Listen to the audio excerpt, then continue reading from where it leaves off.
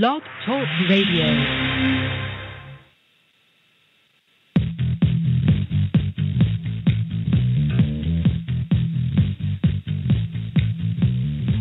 You're tuned into In5D Radio, the next dimension in radio, where we bring you the hottest, in-depth, spiritual, metaphysical, esoteric conversations and news.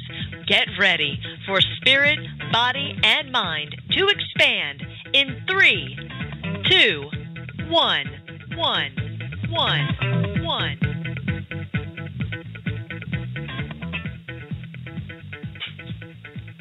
Namaste and welcome to In5D Radio. I'm your host, Gregg Prescott, coming to you from the 99% quartz crystal sands of Sarasota, Florida.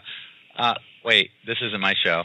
Oh, wow. Welcome to In5D Radio's Cosmic Awakening Show, where we are serving this galaxy and beyond. And my name is Michelle Wally, and I'll be your host for the next few hours. Today, we have a very special show for you. Larry is taking the night off, although we will probably hear from him in the second half of our show when we will be taking callers today. Tonight, In5D's Gregg Prescott is joining us as my guest and my co-host, and we will be taking a short trip down memory lane, and then we will be getting into some really hot information about what is happening in our reality. Now, we will be taking callers in the second half of the show. The number to call in about an hour to get into the queue is area code 646-716-8890. And Greg, that was a really cute little trick you played. Welcome to the Cosmic Awakening Show. Oh, thank you. This is my second time. I was the first guest on here, so. You were, and I thank you so much for starting off the show. Of course, we are, without you, this show would not be possible. So you are basically our lifeline to the world, and I appreciate it very much. And I know that Larry will be looking forward to talking to you later in the show. I would like to give a special shout out to our Facebook friends, Facebook groups, and our cosmic family listening tonight. Greg and I are in a group called Enlightened Planet, and I would like to give them a special shout out, and I thank them for providing a platform for like-minded souls to gather together. And I'd like to give a shout out tonight to everyone in the chat room. Hi, Elizabeth Hart, and all the guests that we have joining us. And if you'd like to be a part of the chat room, you just click on the Blog Talk Radio Show arrow that takes you to that page, and then you scroll down at the bottom of the Blog Talk page, and you'll see the chat room. You can log in as a guest and be able to communicate with us that way. And Greg and I will be checking the chat room for any comments or questions that you may have. Or you can just give us a shout later in the show and say hi or ask a question. So Gregg Prescott is the creator and webmaster of In5D.com, as well as BodyMindSoulSpirit.com and HolisticCancerResearch.com. In5D is a database powerhouse of esoteric, metaphysical, and spiritual information. And so I'm proud to bring on my boss and my boyfriend, Gregg Prescott. Aw. Thanks for having me on. Well, thank you for joining me today as my guest, because I felt that it would be a great opportunity to talk about this false light matrix series that we have had, as well as the Cosmic Awakening Show. And also I'd like to start out by sharing with all of our listeners tonight, if they're interested in hearing about our journey together and basically a little bit of history on In5D. I want to touch on our purpose together. I want to touch on the things that have been happening to us over the last year, the amazing synchronicities that are abound, the wonderful glitches in the matrix that we have noticed, share our observations on where we've been and basically where we're going, or where at least we think we are going, which may not be, where everybody chooses to go. But I think that, our listeners tonight have a lot in common with, the things that are happening to us. And so if you don't mind, I'd like to explore your beginnings with In5D, or basically before that. When would you say that you awakened, so to speak, that where you figured out that there was more to this life than just college or working or basically being a slave to the system? I got to preface this by saying I have no idea what Michelle's going to be asking me right now. You're my guest and my co-host. I know. So actually for me, and I know a lot of people are in the same boat as me, but I knew immediately. And for me, my awakening started at probably 3-4 years old.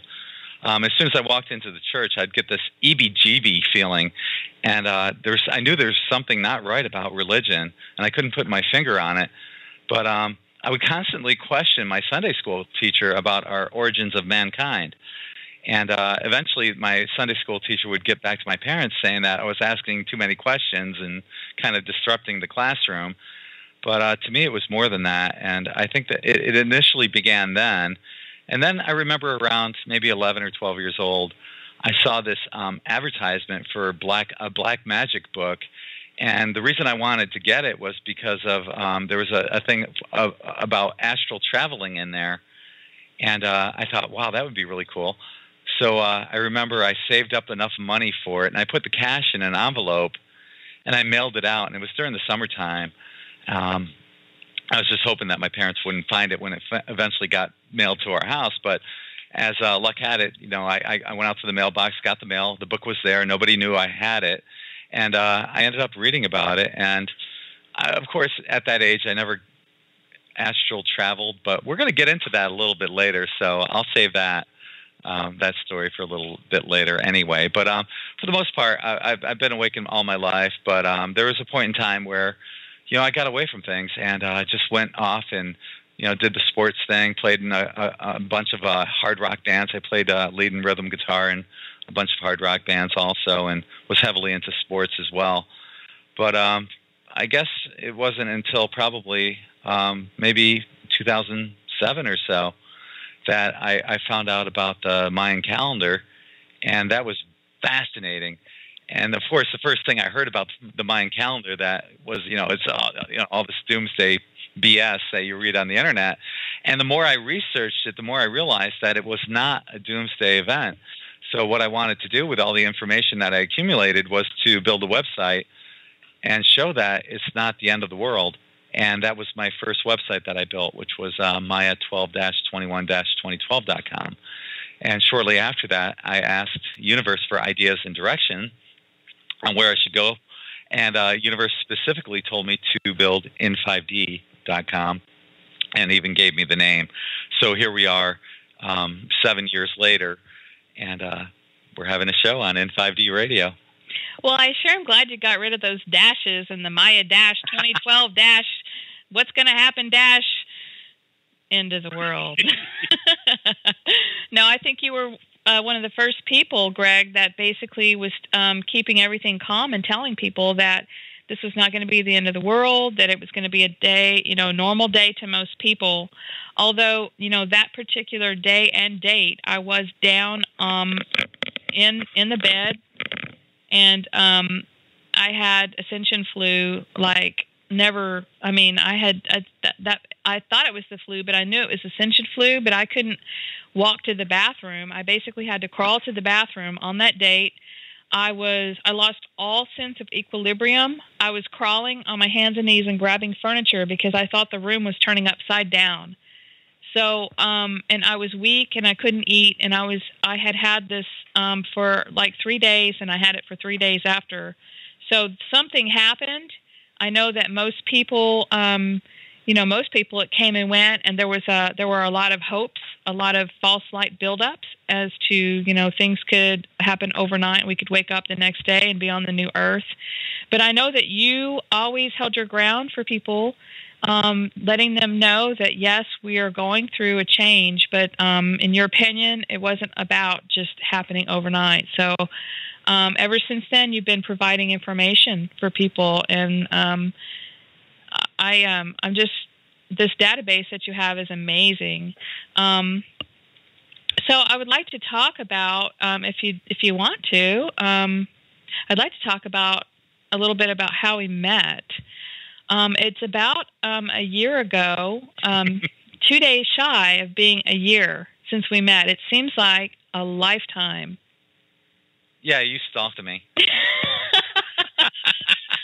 I actually had no idea who you were before I found out about the conference. And I followed Andrew Bartzis there because I had been to a seminar in Mount Shasta, California. And that's where I met a few of my good friends, Lance White and Jeff Gates and Kelly Fluke and Julian Wells. They were all there at this conference. And afterwards, out, where Andrew was doing readings.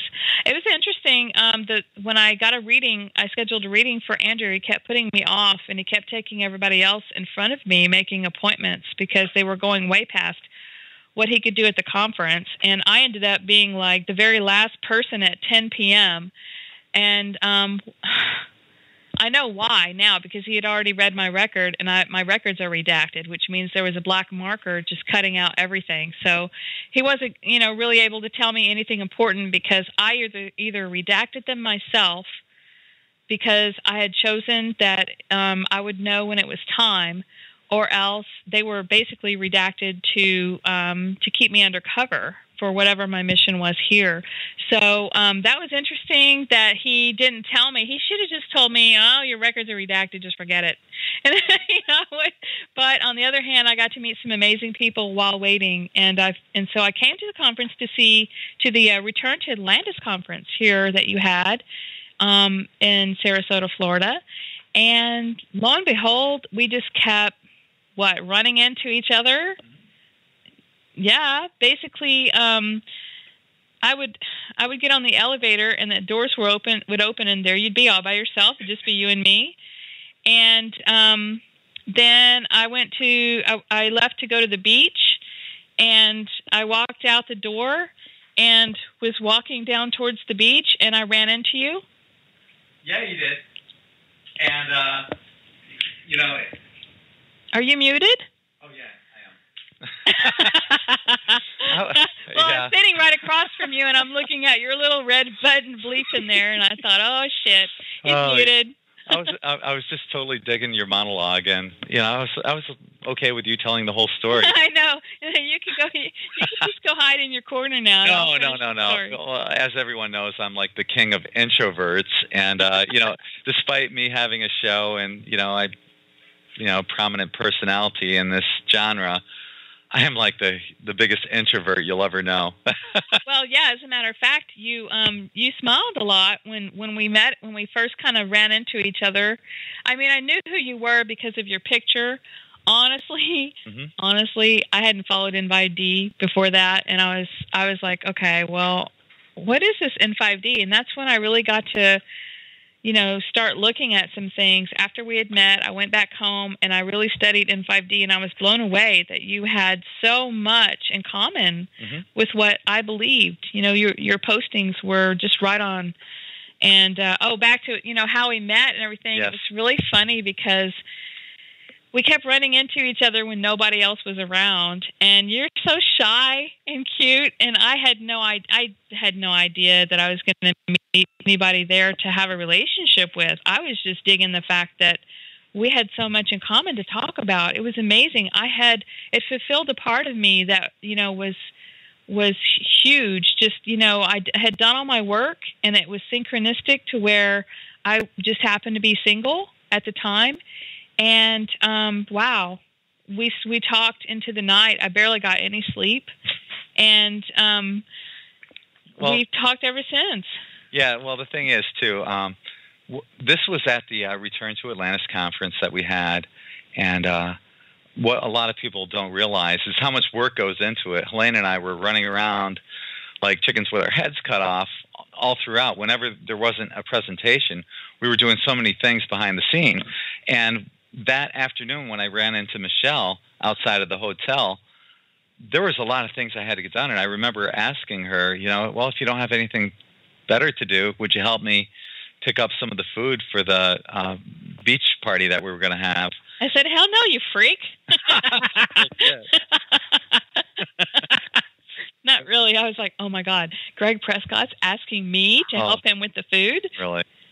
Anyway, so I have this, 2001 Chrysler Sebring, and we had to go to Earth Origins, which has the best organic food ever, but we loaded that thing up with organic food. As a matter of fact, we found crevices in that we forgot about because there was still food in there. We left food in there, and it went bad. And well, we had plenty of food for that. Anyway, it was a good time for everyone there, and that's where we met. Yeah, it was great.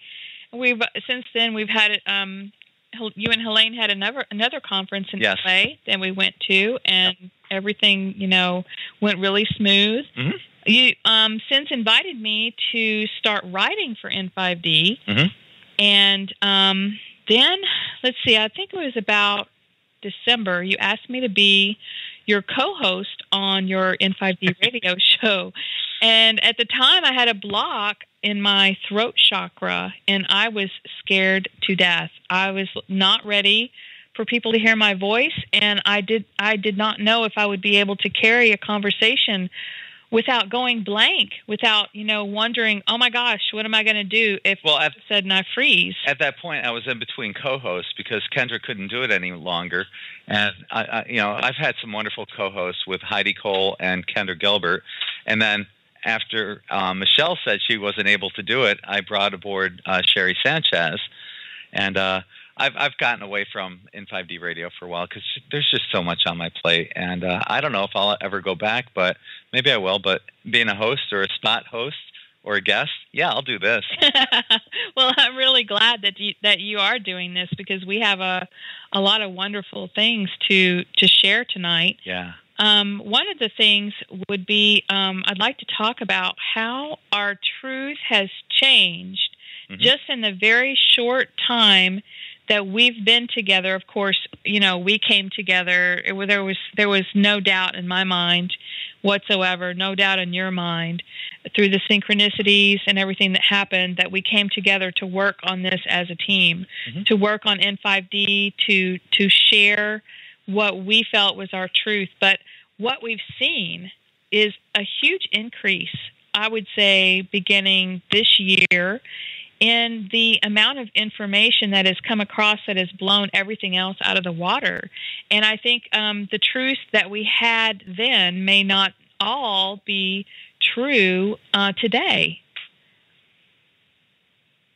I agree. Things have changed a lot, and I guarantee a lot of people out there listening right now, you might read an article tonight or tomorrow that's going to change your mind completely of everything you've thought about up until this point. So, that's the way we've been. We've learned so much in the past year, and we're just trying to go in the right direction. We would never, ever, ever mislead anyone. And what we're just telling you right now on In5D is our version of what we're learning and what is the truth right now. Yes, I think we're all growing together. And I know In5D probably was started out with, I think, some things that people might consider to be new age. And that's okay, because that is what drew me into agreeing with a lot of things that you had posted. You also had your own version of what you thought was happening, and a lot of that still stands true today. You basically know which direction you're going, and you know your path, and that's one constant that stays. But for instance, we've had a little bit of reflection upon what ascension truly is. I mean, are we really ascending to a fifth dimension, a new Earth? Right now, it's kind of hard to say that. We may actually have another plan, and we'll talk about that here in just a little while. But I wanted to point out about In5D that we have to have those articles that were posted at the time they were posted. They sounded like that's what that was what was going on at the time. That was the vibration at the time. And what we had to do, we have to leave those in there. We can't go and just start deleting all these, articles and say, well, we have raised our vibration frequency and now we have privy to so much more information, because we have to let those newcomers that are awakening and maybe are a little new agey, but they're really truth seekers at the same time. We have to leave those articles for them, because I think we've also found that there's a progression in your spiritual awakening as far as how it pertains to your body as well. And that involves the chakras, and we'll be talking about that in just a little while. So a few teasers for everybody as we go. But everything that we've come to learn together has been mind-blowing, so quick, so fast, and has seemed to come into a particular sequence. And everything has served as a piece of the larger puzzle.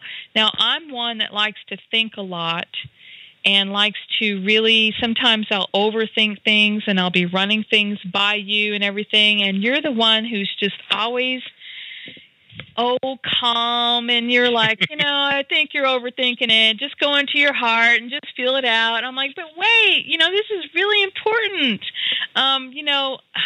This could be it. This could be the answer to what's going on. So what happens is I end up running across things. I'll overthink it. You'll simplify it for me, and then we'll have some confirmations and synchronicities around these things that we've come across, just verifying that we're on the right track. And now a lot of our wonderful awakenings to some bigger things started with, what would you say, Greg, like Robert Morning Sky's material, even though that's, has a little bit of this info in it?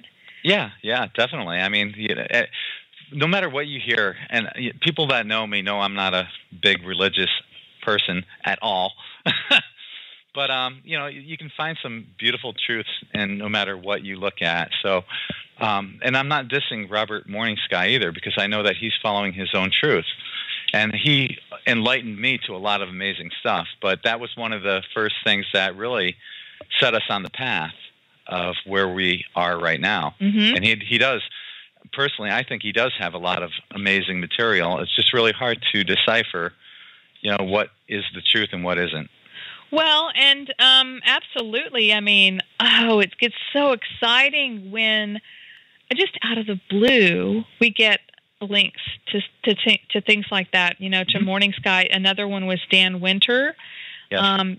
Basically confirming the history of mankind. That man was put on this earth, that humankind wasn't created on the planet, that humans were created as a basically a skin suit for people to incarnate into, and that our DNA was tampered with, and we came to this realization as we started listening or reading different things. That there was always an opposite to. We would read something, it would be awesome, we would really be into it, and we'd be excited, and then, like some said, Inky was the good guy, and then we'd read something else, and then all of a sudden, Enlil's the good guy. We were trying to trace back to, the bloodlines, and like Archangel Michael, what side was he on? And we started questioning it, and we got to. Do you remember which one it was that says that basically Archangel Michael was on Enlil's side, which was the bad guy's side? It's so confusing at this point. I know, me too. Yeah. So I don't want to quote anybody, but basically we thought we found the truth, and I thought, could that be right, Greg? That Archangel Michael could be on the bad guy's side? And well, I'll tell you what. One thing people need to think about is that Zecharia Sitchin has some amazing material, but the problem is he's a 33rd degree Freemason, and he met with the Vatican, and darn well that they said, well, you can release this information if you twist it around and throw some disinfo in there and whatever. So from this point forward, we're really trying to decipher. Nobody's really gone in and really researched the cuneiform that Zechariah Sitchin deciphered, and I would really like to know the truth. So what we're really basing our opinions on are other people's interpretations and what really resonates with us as the truth. Yeah, when we get excited about something, we know we're on the right track, and then we get sort of confirmation or synchronicity. We'll say something, and then all of a sudden we'll get a post from somebody on Facebook. Well, the perfect example of this is when we were, I think it was, we were researching Robert Morningstar's material, Morning Sky's material, and he was saying that when you're on the right path, feathers will appear out of nowhere. Oh, my God. I was talking to Michelle. Michelle was in the pool. And at the time, we have this screened-in pool. There was one screen that fell off and just kind of deteriorated, so we ripped it out. On the ceiling part. On the ceiling part of the lanai, and a feather fell into the pool right in front of Michelle. Right in front of and we were face. talking about something, some awakening topic. About feathers. You said feathers. Yeah. You said, yeah, I guess we'll be on the right track when feathers are falling out of the sky. And a feather fell out of the sky, and I watched it left to right, floating down, floating, landed right on the water, right in front of my face. And even today, we went to the beach. We were working all day, and we just said, screw it, let's take a little time for ourselves. So we went to the beach about 4 o'clock, and as we were walking to the beach, I've never seen so many feathers on the beach ever. And I've lived here in Siesta Key for, 3 years or so? Yeah. Yeah. It was amazing. But, yeah, Morning Sky's material really resonated with me. And I always overthink, and I'm trying to study and find the flaws or find what's going on, with this or that. But, the interesting thing that you have to realize is not, anything that we're looking for outside of ourselves is not going to be the 100% truth. But what I'm really good at is picking out pieces of it that, resonate. So we're able to add it to the bigger puzzle. And there's a way that our guides or our higher self or our future selves, whoever it is that's working with us, there's a way that they let us know what's next. And so then I came across the Wingmakers material, and I was like, oh, my gosh. Now Gregg doesn't sit down and read all this stuff. I will read to him different parts that really, resonate. And the Wingmakers material really got me thinking about the overall reason that we're really here. I just kind of found out today, though, by listening to another Lisa Harrison Collective Imagination interview, that some of the material on the Wingmakers site may actually have been changed from the original 5 interviews. The what's the guy's name? James. James. That's all he goes by. His last, the starts with an N. Oh, the Neruda. Yeah, the Neruda. But that wasn't James. Oh, okay. Right. James is different. The Neruda, okay. So the Wingmakers material kind of tied Morning Sky stuff together. It tied a lot of the history of mankind together, and I know that some people had already come across this material and had written some things, but at that time, I think between us, Zechariah Sitchin was it was all we had really gotten into. And I had read the books, and I know that you haven't read the books because you don't sit around and read a lot of books. I had read probably 200 books before I ever met you, and I was like a little walking encyclopedia on, well, what do you think about this? What do you think about this? I mean, here I had you just right there where I could ask you anything. And you've always said, this is what I really respect about you, is you always say, well, that sounds right, but, just go within and let's just see, what's happening, with the world. So another thing that we watched was all of a sudden you had, you said, have you ever seen the 4400 series on television? And I was like, no. Well, you said, well, here, I can get it on the internet here. And we spent days and days watching the 4400 television series.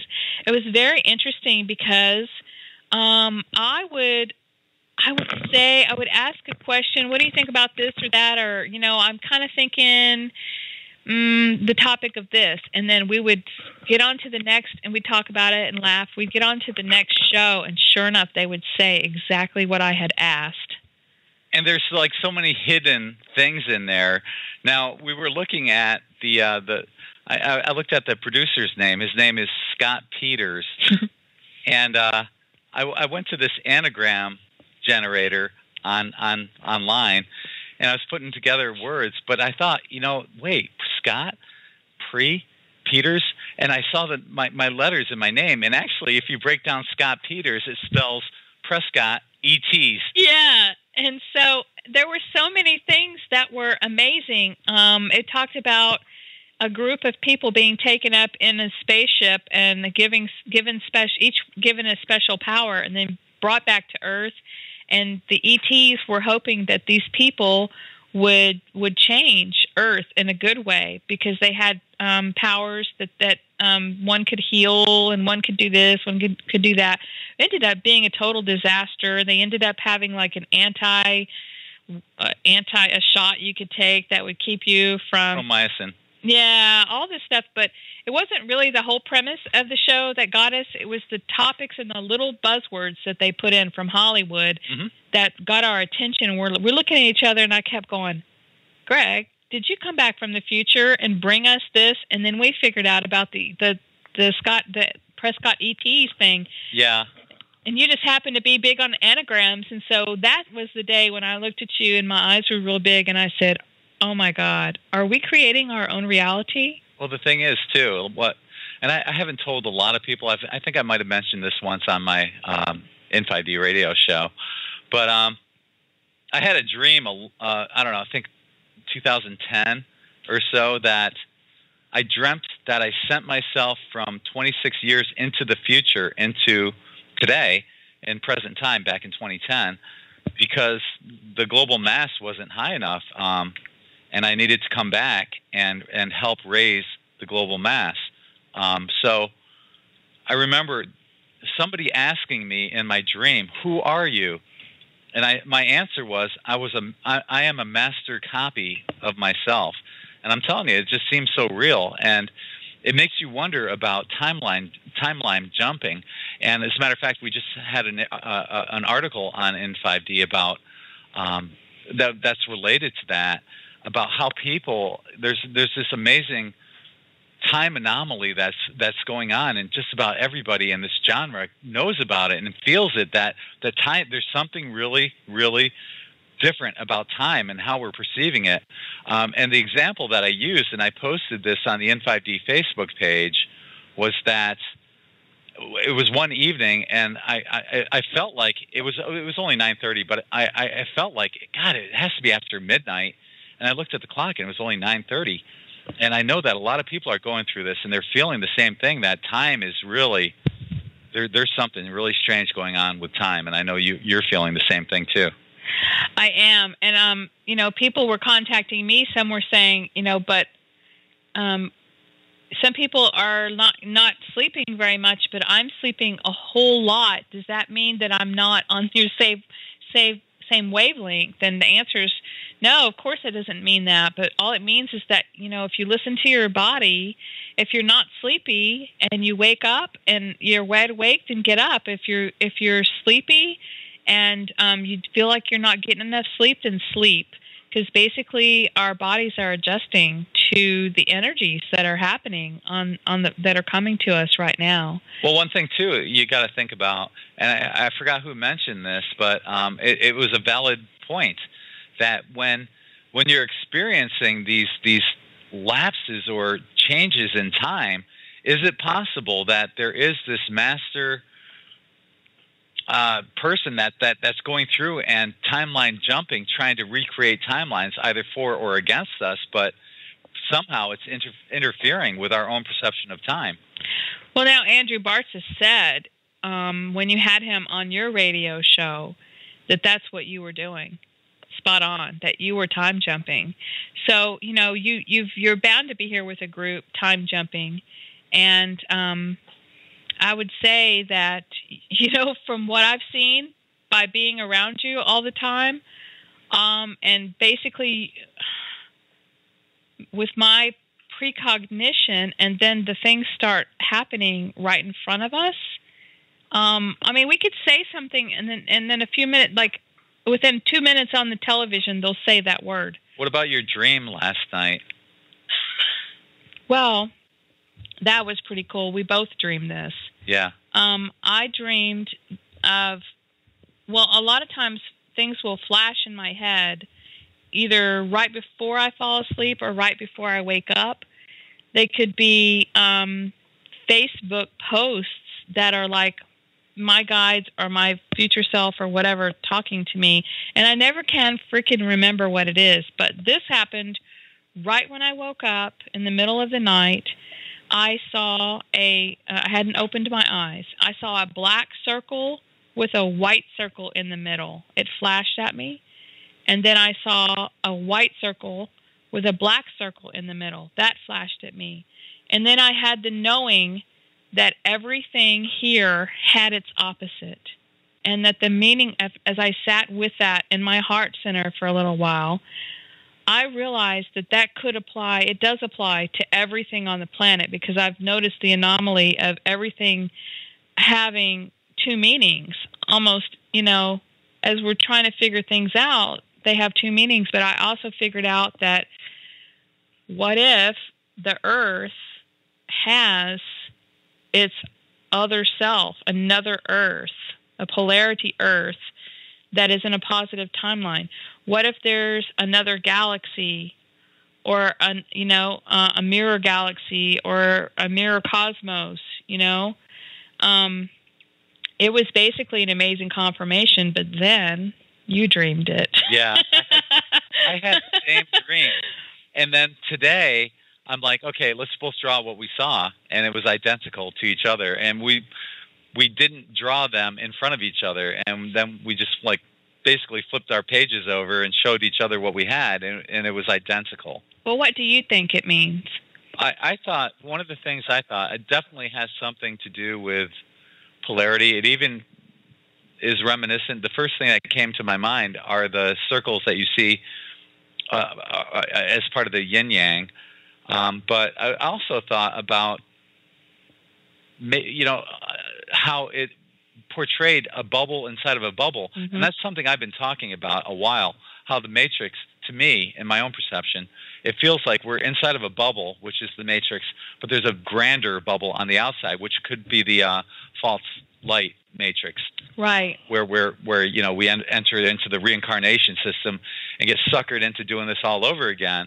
So that's my bubble in the bubble interpretation. But the black circle with the white light could be the dark matter that exists. It could be the other possibility outside of the Matrix. Mm-hmm. Where you have all this dark matter where you can create infinitely whatever you want to create.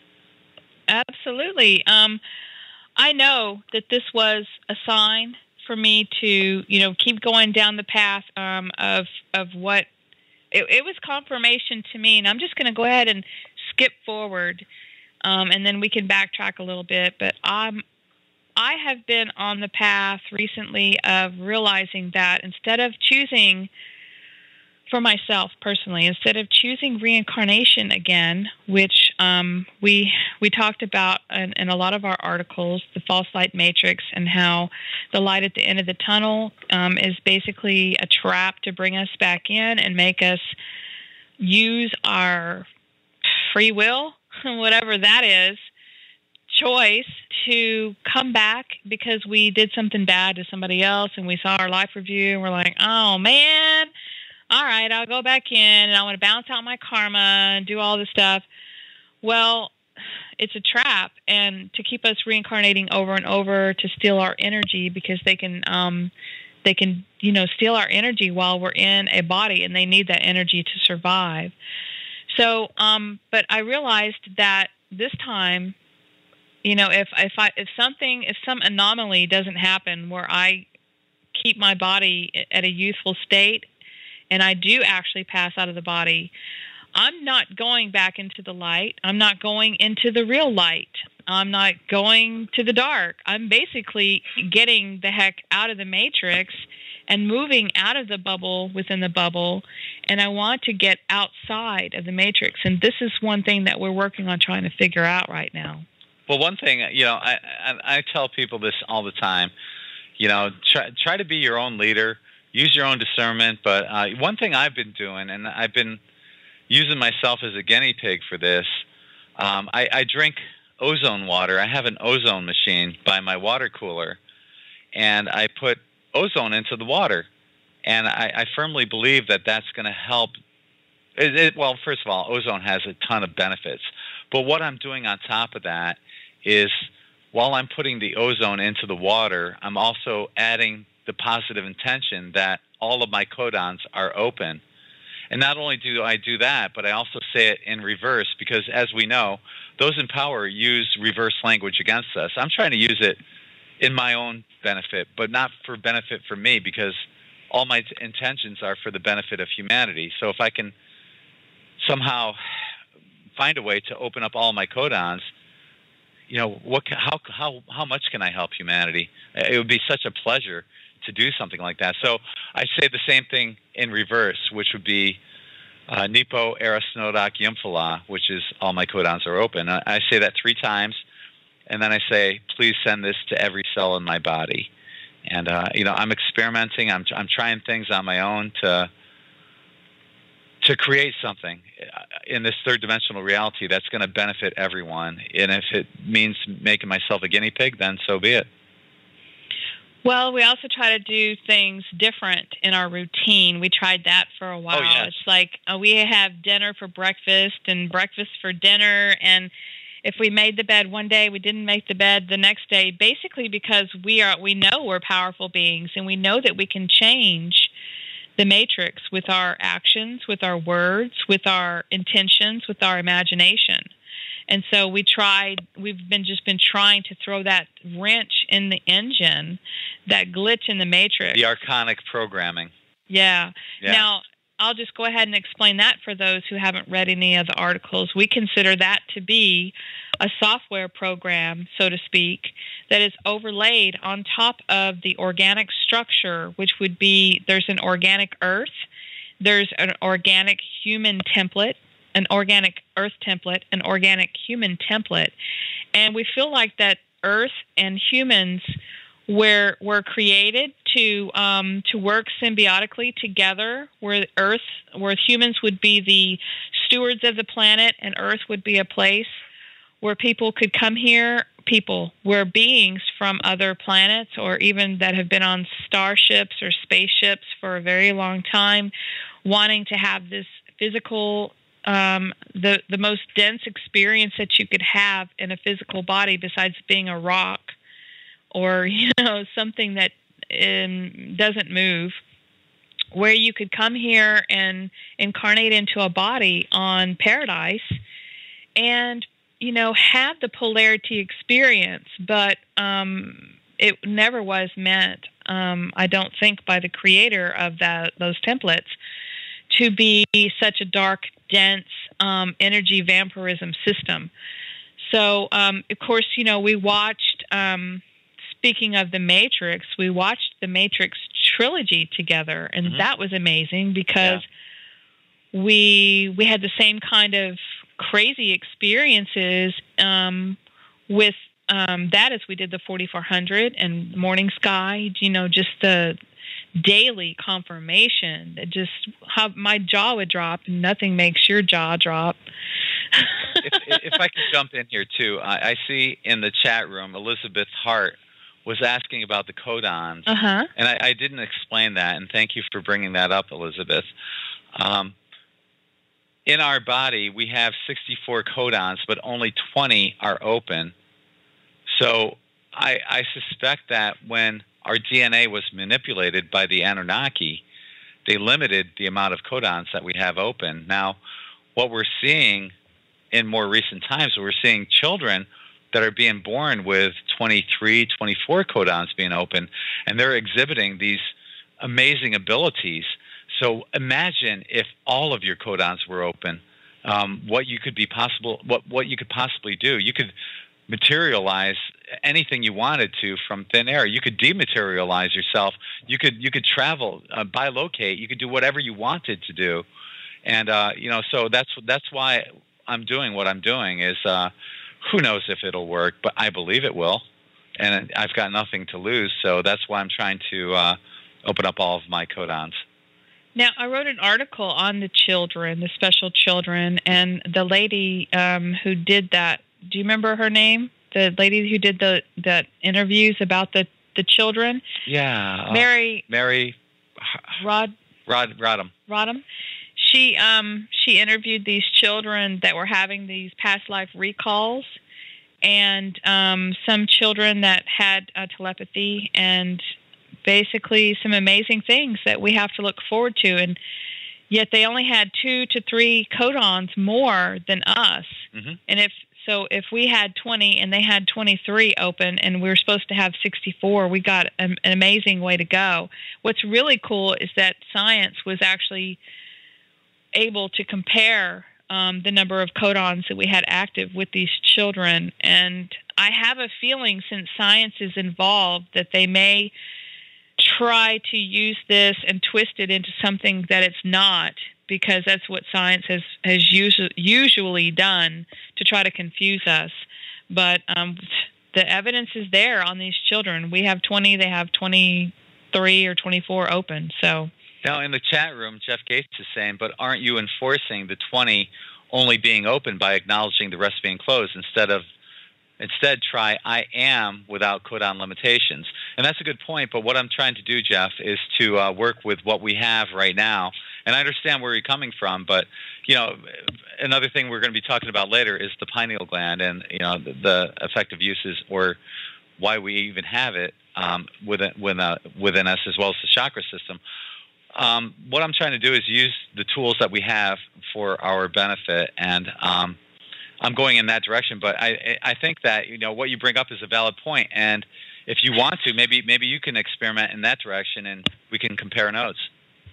Now, Jeff, welcome, Jeff, to the Cosmic Awakening show in our chat room, because Jeff is one of the very special friends of mine that, along with him and Lance White and a lot of other people, we have a lot of similar interests and beliefs, and I believe that Jeff is going to be right there along the front lines of things to come. And I'm sure that he'll come out of his introverted self-hiding very soon. He likes to go to a lot of these conferences and go ahead and meet people one-on-one and ask some of the biggest, most wonderful questions, basically trying to push the envelope and get us to come out with the answers. But Jeff, I think you're going to have a big part in bringing forth some very important information in the future.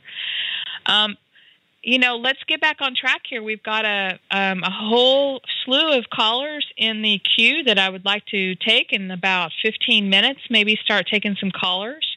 Mm-hmm. From the Matrix trilogy, we dove right into the false light matrix information. And if you think about the way that all unfolded, that was amazing. The history of mankind, and then, the Matrix, and then, we had to get all that information about the Matrix done first before we hit the false light matrix information. Now, there are a lot of people that already knew about this. The pioneers, they knew about the false light matrix. And what I mean by that, as we explained earlier, is this it seems like that we have a software overlay on top of the organic template of not only Earth, but humankind. And what else? We don't know. I mean, it could be even over our solar system. It could engulf all of the cosmos, or it couldn't just engulf our universe. I mean, our solar system or our galaxy. I don't know, but what I do know is that it inspired us to dive into it, and we had Cameron Day on our show, on the Cosmic Awakening show. We've had articles by Cameron and Wes. We read the Wes Penray papers. Now, we just haven't had time to compose the questions, to give Wes a chance to answer some questions from us. But we have been interacting with Wes through Facebook, and he has been answering some of our questions. Yeah, I mean, his papers really, really answered a lot of questions. I mean, I was just on this hell-bent path. I want to know the truth. I want to know the whole story. And I called out to the universe and said, look, damn it, if you want me to be out here talking to people, to writing articles, you need to give me this information so I can, pay it forward, bring it forward, because that's what I feel like I'm here to do. And nothing gives me more pleasure than to just give, the flavor of the day, in writing articles. And Gregg, you've been doing that. You were talking about that article that you wrote about time. That one is called, by the way, let me pull it up here. Yeah, it's been a huge article. It went viral on Facebook. Bizarre Time Anomaly is Sweeping the Planet. Well, what's great is that when you have something happen to you, you can get an article right out and people can go, wow, I'm going through that too. Mm-hmm. There's been glitches in the matrix, and we can see them. I'm going to give you another example. I was coming, I'm here, at In5D's studio. I was coming to the airport yesterday in Texas, and my son had been driving my car, and he had the radio on, and I did not prefer the music that he was listening to, so I hit my CD. Now, I was listening to a CD that I've had in there for a long time. I'm like, this isn't quite working, so I pushed the CD up button, got to the next one, and it was this older CD that I had not remembered putting in there. And, excuse me, it was, shit, Gregg, do you remember who it was? Little Feet.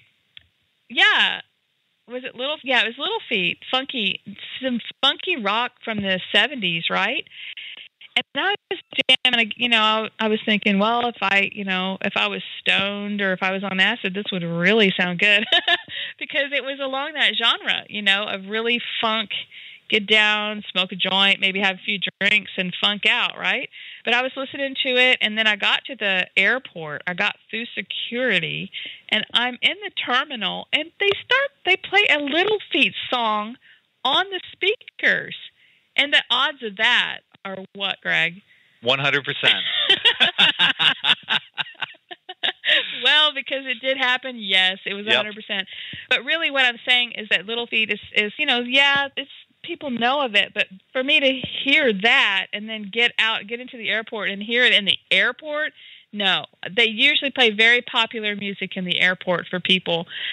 So that just, is a little confirmation, but it's also kind of like a glitch in the matrix, to me. It's almost like we are creating what's happening to us right now.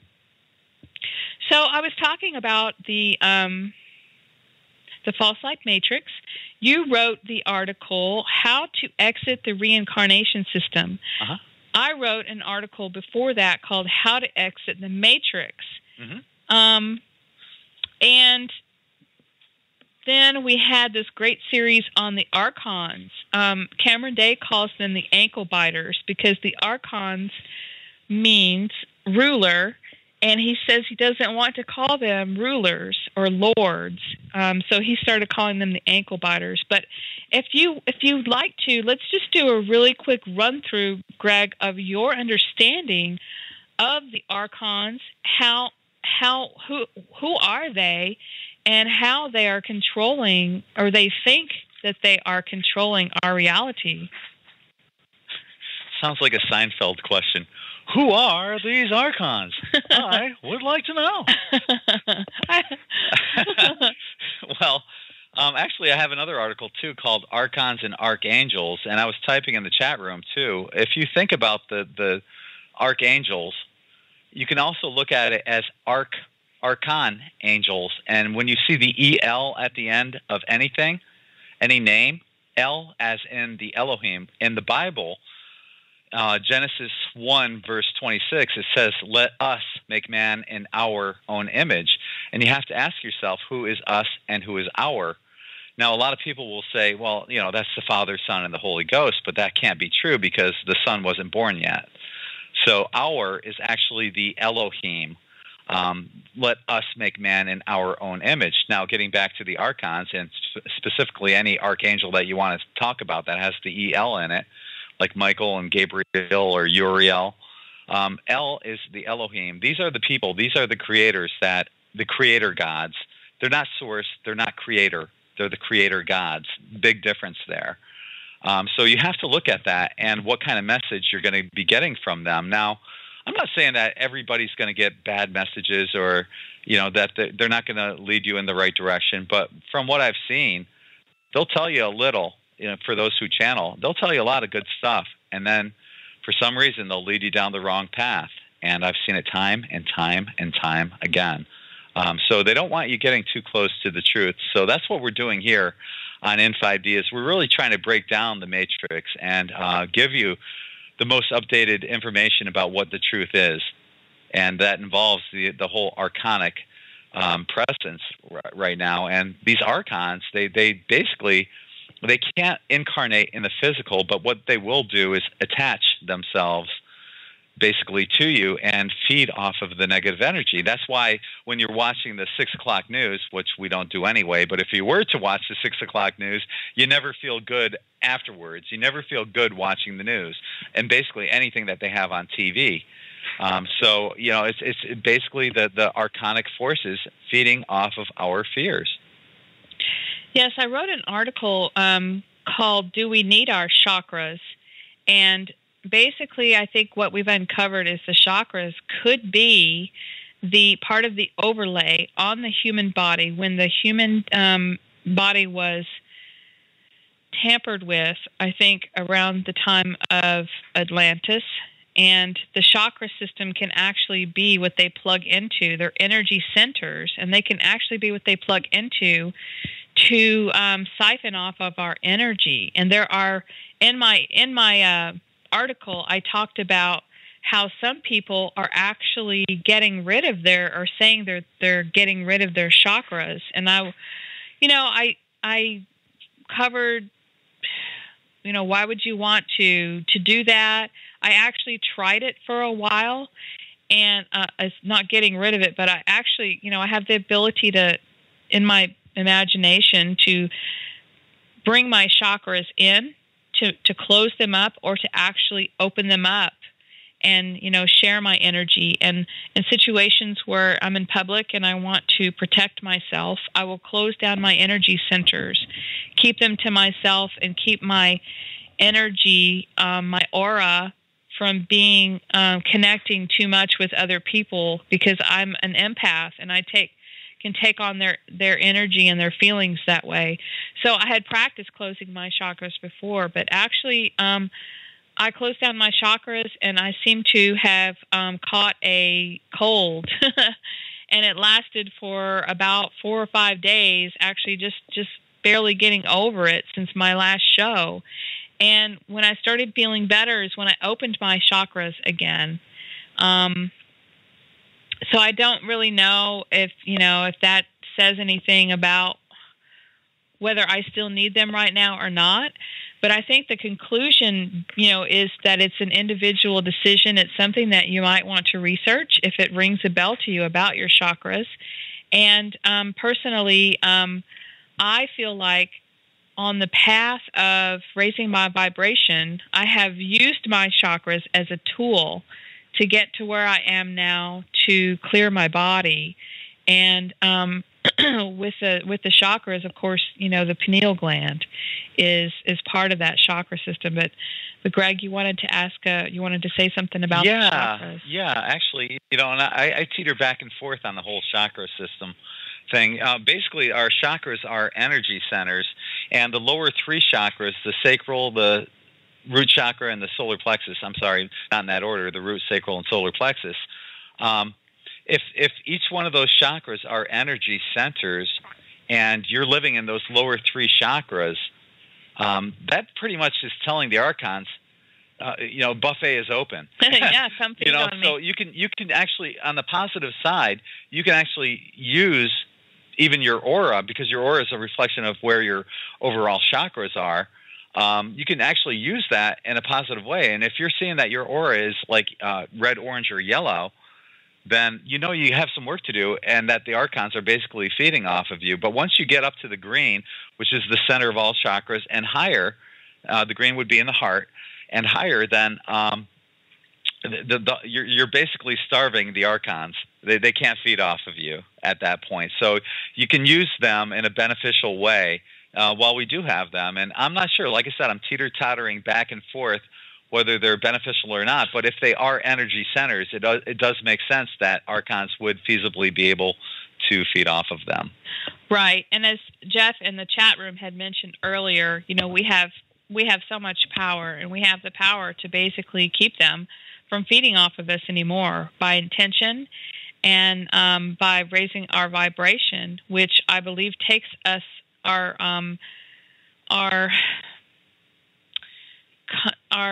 takes us out of our lower three chakras and into our heart center.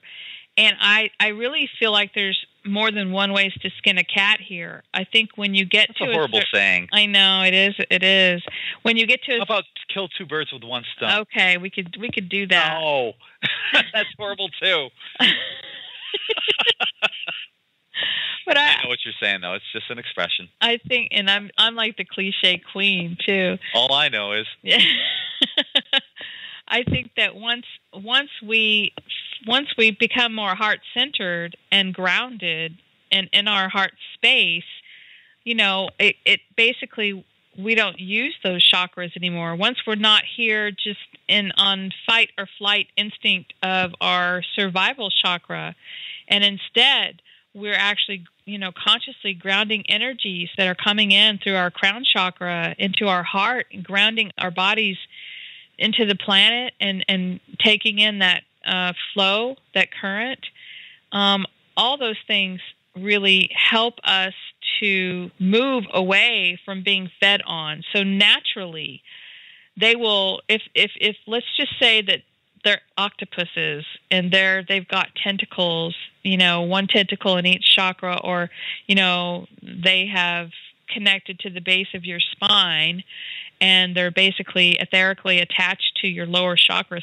Well, once you start standing in your power and being heart-centered and all that stuff, they just disengage and they leave and go somewhere else. But an interesting thing I wanted to talk about that we've realized, Greg, is by looking back at our life, you know, you were, like you said, you were in a hard rock band. You listened to a lot of acid rock, a lot of Ozzy, a lot of Black Sabbath, a lot metal, of, baby. You know, really heavy metal. And I think that for a lot of people that are listening tonight, and for us, I think that we had to go undercover in this incarnation because we had somehow either not gone through the incarnation system for a while, or if we did, each time we woke up, but for some reason, we had to sneak in the back door in this lifetime, which means we had to pretend like we were here just to incarnate so we can balance our karma and let them feed off of us, because that's the game. They want They want people who are going to come in this dense reality and they can feed off of. Now, you have something to say about that, I'm sure, about coming in the back door. Actually, well, you know, I wrote an article on music and vibration on In5D, and basically, you know, I was thinking about, you know, some of this music that I listen to. As a hard rock lead guitarist, one of my favorite leads is, I think it's by Brad Gillis on Night Ranger. It's called Don't Tell Me You Love Me. And if you think about the lyrics of that song, Don't Tell Me You Love Me, that's such a low vibrational title for a song. Don't tell me you love me. But I'll tell you what, when I hear that song, it's the flow of the lyrics, the guitars, the lead is amazing. I feel great when I hear that song. Yeah. And, you know, the Archons certainly are starving when I hear that song. There's nothing they can do to make me feel bad. So really, when you listen to music, don't get so wrapped up into I only have to listen to meditation music or ambient music or whatever. Listen to what makes you feel good. And when you feel good, you raise your vibration. Yes. And But what I was saying about going undercover is that I had a pretty rough life. I would have to say, a tough childhood, and had a lot of opportunity for them to feed off of us. And I think that by going in the back door undercover, I had to play that role for a lot of years, allowing them to feed off of me before it was my time to wake up. Because it's almost like the stealth bombers, we're here and all of a sudden we wake up and it's like, oh shit, they were not expecting that. It was like our ace in the hole, pretty much, for a lot of us to begin to wake up to who we are. There's a question in the chat room by James Gaddis, James J. Gaddis. He's asking, could they send others to this matrix as a form of punishment, such as other aliens? Well, I don't think it's as much a punishment as it is, the human body is the one vehicle that they have constructed that they can use to trap some of the highest vibrational, most incredible beings, not only in this universe, but have possibly come from other universes.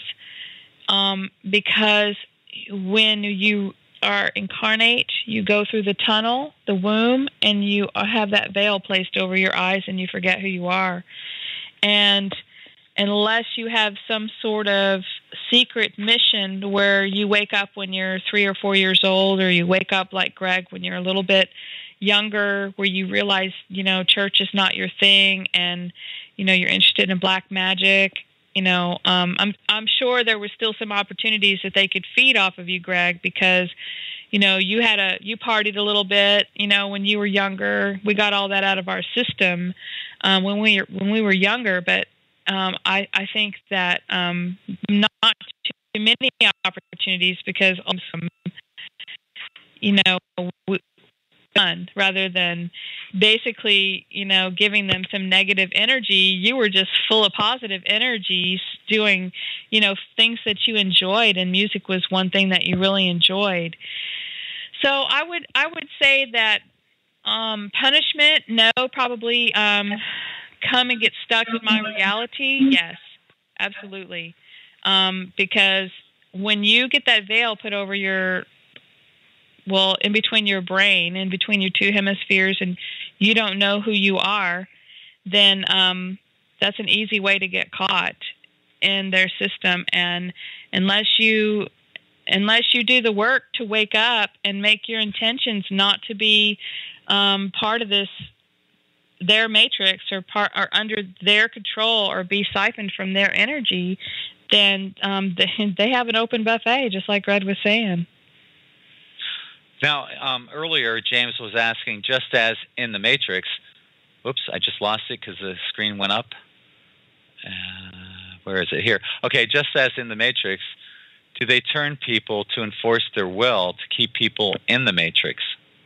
Oh, yes. And I feel like what they do is they use trickery, and we can talk about the false light at the end of the tunnel. Now, I'm not so sure that all of the light at the end of every tunnel is false, but I think that there's a construct in the Matrix that they created. It's in the astral realm, which is the fourth dimension, which all dimensions are part of the Matrix from what we've uncovered, even the heavens that they have described with many mansions and the summer lands and all the different places that you can go and rest. And basically the false light at the end of the tunnel, that construct was created to where when you leave the body, you go through the tunnel, you're drawn in magnetically.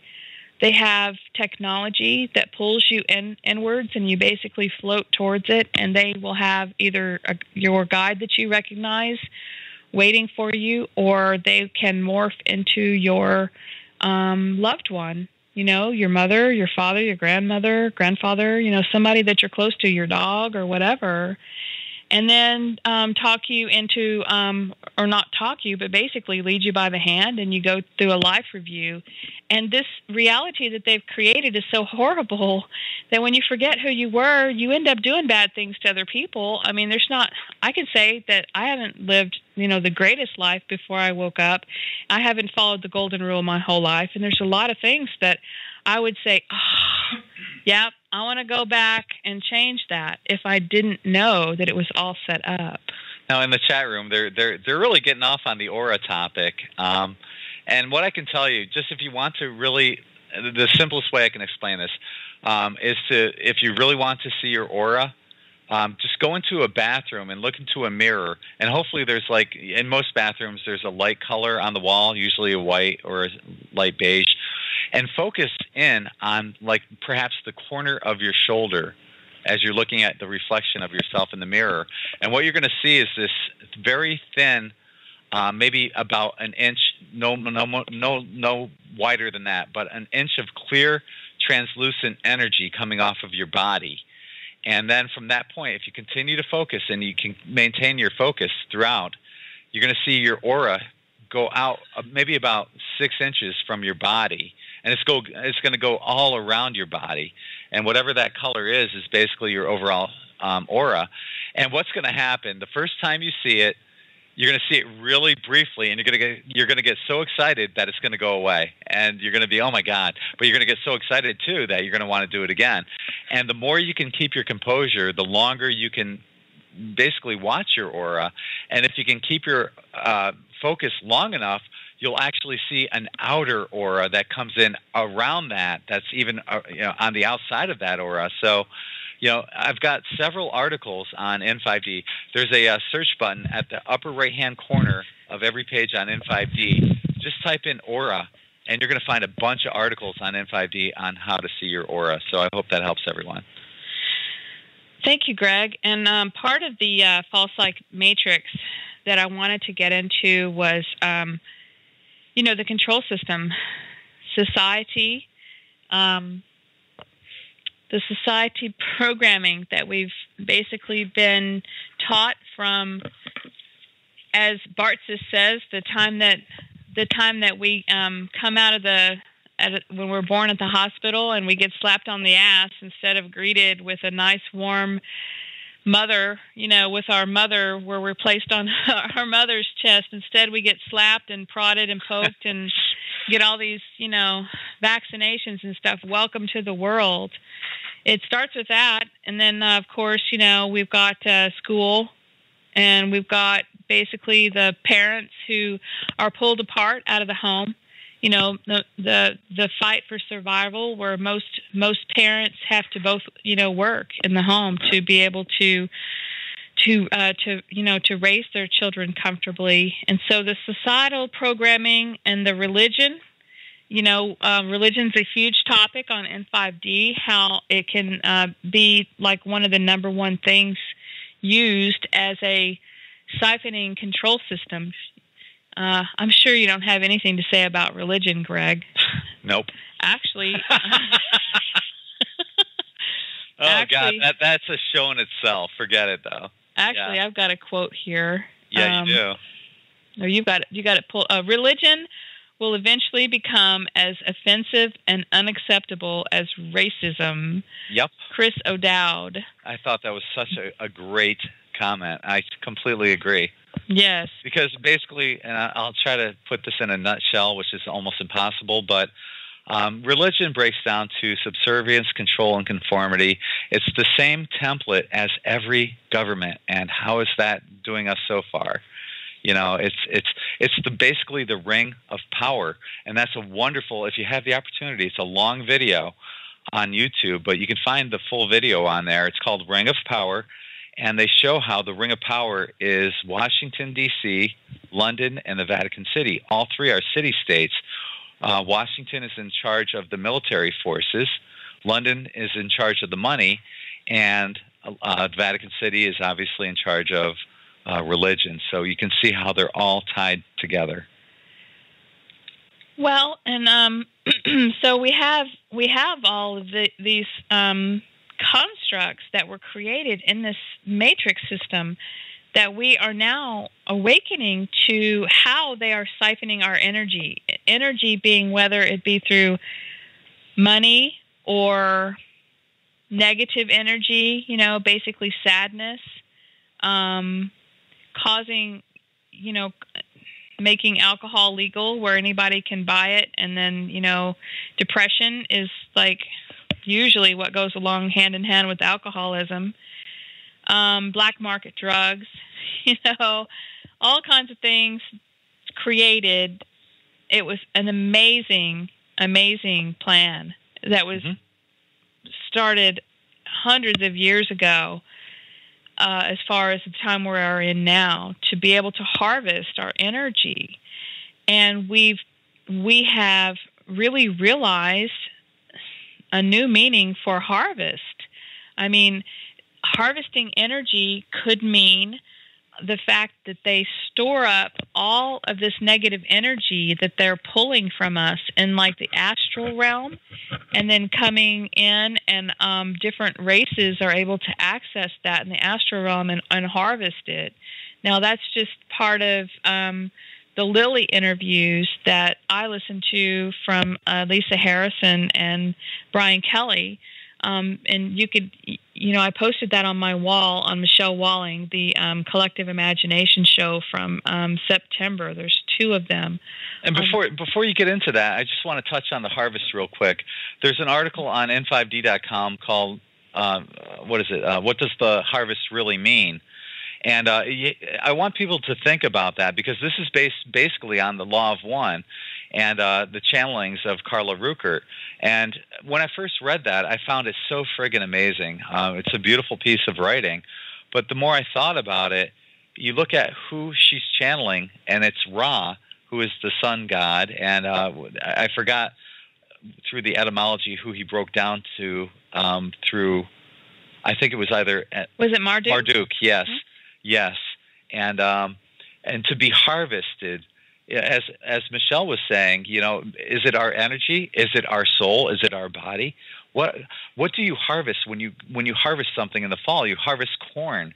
So to me, something's not right about this. Like I tell everyone on N5D, always use your own discernment. But to me, there's something not right about this Law of One harvesting. And whether it's your energy, whether it's your physical body, just use your own discernment and go with them. But getting back to what you were saying about the Wingmaker stuff and the Lily interview. Mm-hmm. Oh yeah, they were pretty much tied together. But basically another word for harvest though there's the other ETs that are doing channelings that are saying that they are coming to harvest their children. True. And that could mean they're talking about ships landing, and if the ships were to come, then you have this strong feeling to get the hell off this planet. But on the other hand, do you really know who's coming to get you? I mean, if there's a false light matrix at the end of the tunnel after you die, and they talk you into giving up your power and saying, yeah, I'm going to go back down, well, maybe they've created a 5D Earth in the 4th dimensional matrix, and they're saying, congratulations, you've done your work, come with us and let's go to 5D Earth. I mean, there's so many things that you need to question these days, and that is the biggest realization I think that we've come to, Greg, is that you could basically take all these different snippets from different things and make a big picture out of it, but until something happens in our reality, we really don't know what is happening other than what's in front of us. And what's happening for us is that we have realized that the body does have something to do with it. And perhaps it's the fact that the body is made out of organic earth materials, and earth is made out of, the original template of earth was made out of organic materials. And some say that that may be dark matter, which dark matter doesn't mean like the dark beings, doesn't mean the bad guys. It means that, 95% of our universe, don't quote me on that number, is made up of dark matter, and the other part is light.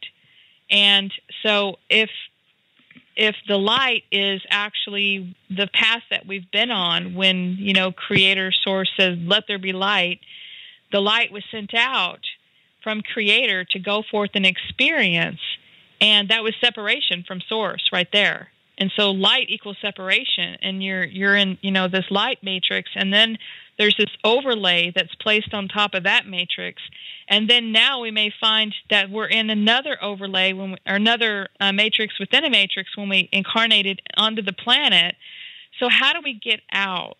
That's basically what we've been trying to figure out, because we not only want to share that information with people, but, and like I said before, if we were to go out of body before some miraculous thing might occur where we don't have to leave our body, The cosmic wildcard. That's exactly what we're getting to here.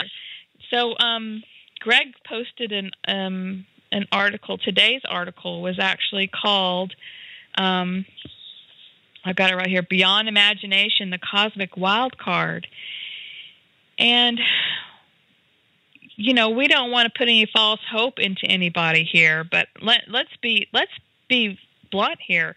If things continue the way that they are, with all of the radiation from Fukushima, which nobody's reporting, but it's still going on, with all the GMOs, with the chemtrails and everything that's happening here, their plan is genocide, to knock people out. It won't be long before we or our family or whatever, if the people that aren't raising their vibration, aren't able to heal themselves, end up, getting sick and dying, So there has to be a cosmic wild card. There has to be something. We all feel it in our hearts. We know that there's got to be something that we don't know about.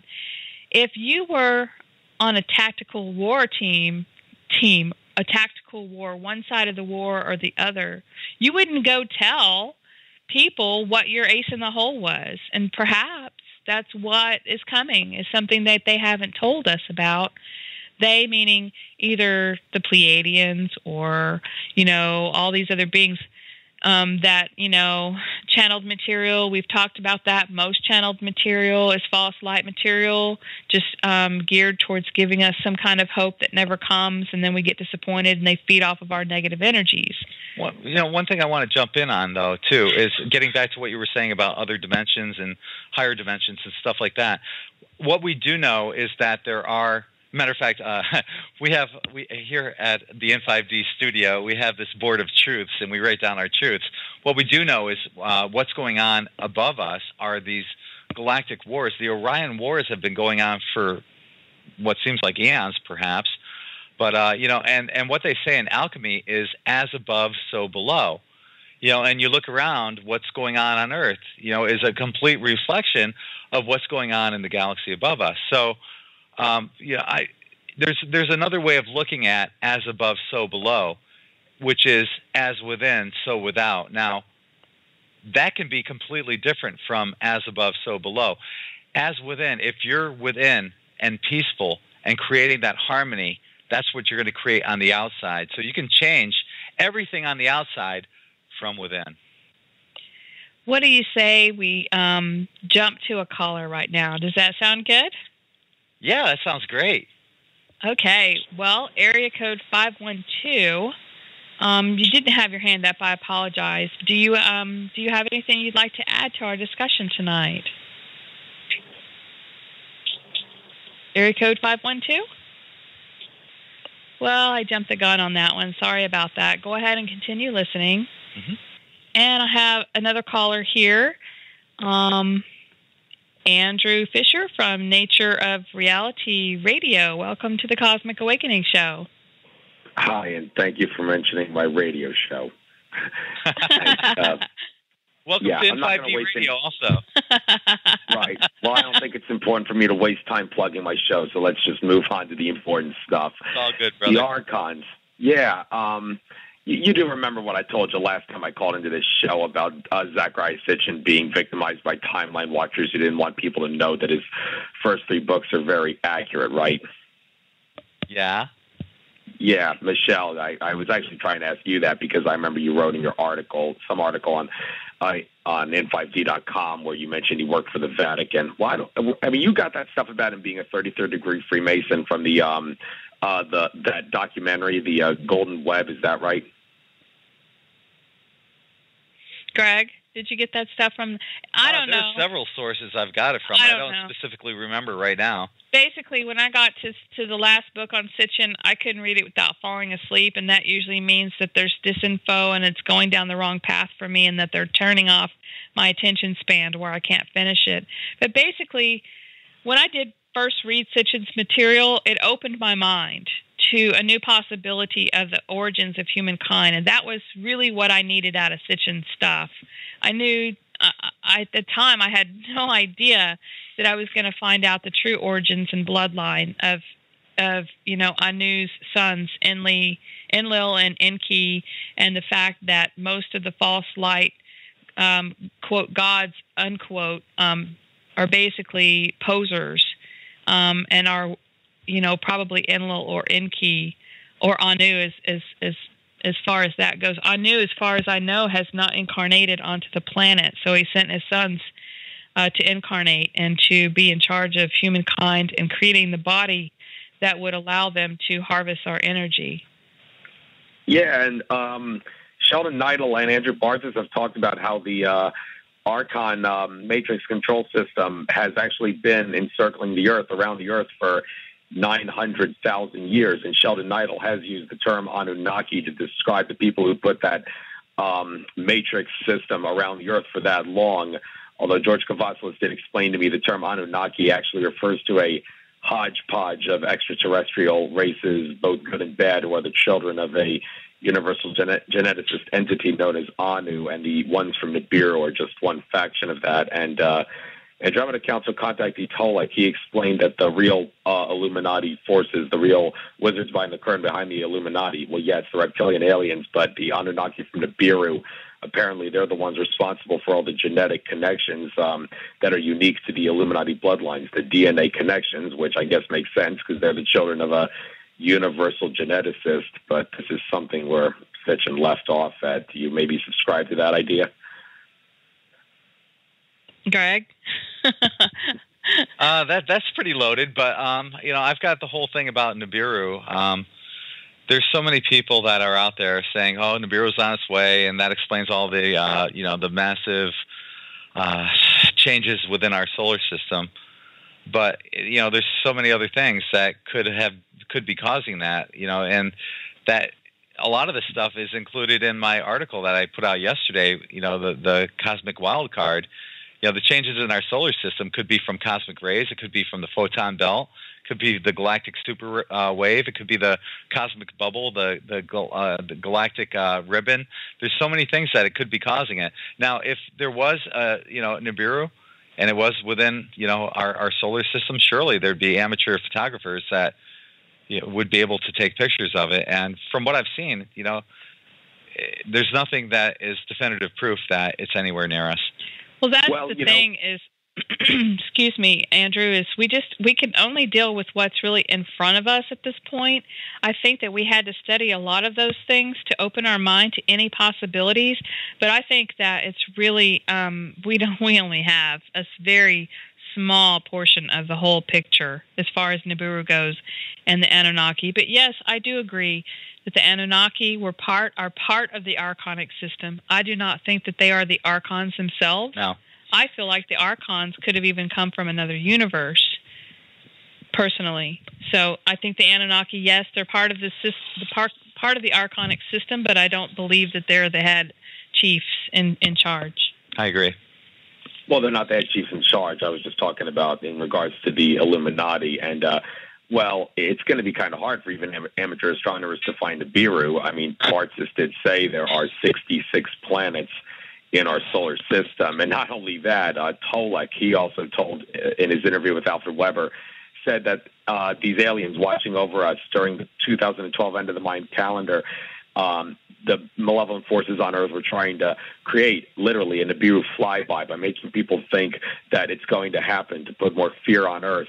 And whenever Nibiru does come by in its orbit, It has to do with fear on planet Earth, astrologically and metaphysically speaking. So these ETs, in order to prevent that from happening, they put Nibiru in an orbit that's way above the plane of planet Earth. I mean, you can't prove this. It's just ET contactee material. But I don't know. Maybe what do you think about using ET contactees as sources? You guys think that's maybe a little too much? No, I mean, I think anything to get our hands on information for those of us who are just wanting to seek the truth is fine, as long as you use your own discernment. The thing is that Greg and I haven't really gone deep into our, inside to think or talk about Nibiru, so we don't have a lot of firsthand experience on how that feels. I mean, there's so much disinformation out there. There's people that say Nibiru's actually here, it's hiding on the dark side of the moon. There's people that say that Nibiru came December 21st of 2012 and did a big harvest out of the astral realm. Well, they're saying that the orbit, because, unless you're at the South Pole, you're not able to see its trajectory right now. Well, I mean, I think if Nibiru was on an orbit, I think Nibiru is a spaceship. So Nibiru could fire it up and get out of orbit. So, that just opens up a whole new can of worms. And one thing I really want to touch on too is the system of control. If you look at the pyramid, a lot of people think that world leaders are at the top, or the Pope or the Queen or whatever. It's not even close. I mean, at the top, you probably have some kind of archonic force. Below them, maybe the Anunnaki. Below the Anunnaki, the next level would be lower level dimensional extraterrestrials, reptilians, greys, alpha draconians, whatever. Below them, you have the shadow government. Below them, you have corporations. And then below them, you have world leaders, because as you know, through lobbying, the corporations have more power that actually end up enforcing whatever the world leaders end up dictating. So, I mean, where we are in the grand scheme of the pyramid, we're way down there. But what they don't want us to know is how powerful we really are. And, these people that are in control, that think they are the blue bloods, those with the bloodlines of the 13 families, they think that their blood is the royalty, but it's the exact opposite. We are all, those who don't have that, it's the exact opposite. We are the genetic royalty of the universe. So I don't know if we quite answered your question, Andrew. Did we? Oh, I mean, that's about as much as we know. It was not so much a question. It was just to make light of a nice radio show conversation. That's all. But yeah, there's so many different extraterrestrials on the Archon control system. You really can't pinpoint them all. So I just got to keep doing the research. I really enjoyed listening to your show. Where could people find your show, Nature of Reality? Plug it. All right. If you insist, I plug it. We do. Wednesdays from 6 to 8 p.m. Eastern Standard Time, blogtalkradio.com. Just type Nature of Reality Radio in the search, and you'll find it. I do upload all my shows to YouTube. Unfortunately, I won't be using Facebook anytime soon to upload the shows, because the Facebook Nazis have banned me again from so many things, to the point where I think I'm going to have to make another account. So that's one little downside there. But other than that, the show's going along pretty smoothly. Well, trudge on, Andrew. You provide a lot of different various perspectives on things, and yes, we really enjoy listening to you, and we thank you for calling in to the show. Thank you, brother. You're welcome. You're welcome. Take care. Good night. Take care. Andrew, on my In5D radio show, all the way back to when I was co-hosting with Heidi, and through Kendra and Sherry. He's been a regular call-in, and I always enjoy his feedback. I do too.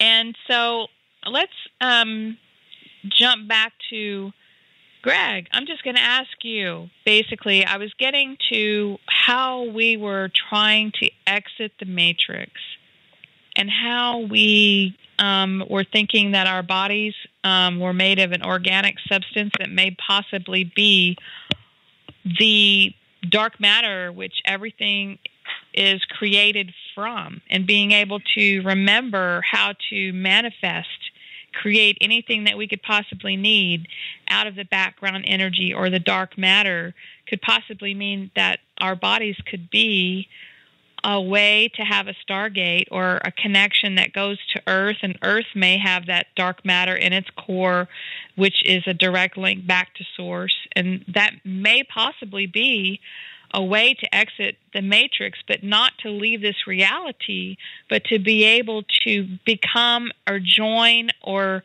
access our multidimensional selves outside of this matrix, bring that information or knowledge or power, ability back here and change this reality. You know, sometimes we've all heard that saying, you can't see the forest for the trees, you know, and sometimes the answer might be so obvious that we overthink. One thing that I've been telling a lot of people is about the Schumann Resonance. I found this Russian website. This is the only place I can find it. And if you go onto In5D, you can find the link to it as well. Just once again, go up to the upper right-hand corner of any page and type in Schumann Resonance and the word link, and you'll find that link to the Russian website. As a matter of fact, or just go to In5D News, because I post the daily Schumann Resonance each day. Now, for thousands of years, the Schumann Resonance has been said to be at 7.83 beats per, I guess beats, what they're calling it, or per second, or I'm not sure exactly what the terminology of that was, but that was the number that they associated with it. And the Schumann Resonance is basically the heartbeat of the planet, the heartbeat of Mother Earth. And it's been at this one set rate for so long. Now, I've seen it since I've been recording the daily Schumann Resonance. I've seen it as high as 8.5. So what that's telling us, and just yesterday it was at 8.35. So what that's telling us is that Mother Earth is raising her vibration, and she's giving us an opportunity to raise with her. So, perhaps, if Mother Earth is organic, and I believe just Earth and the Sun are the only organic planets or bodies within our system. If she's raising in her vibration, and a lot of people are noticing the same thing in the Sun, we don't know what the resonance of the Sun is, but a lot of people have noticed that it's gone from yellow to a white color. Something's happening right now, and this might be our out.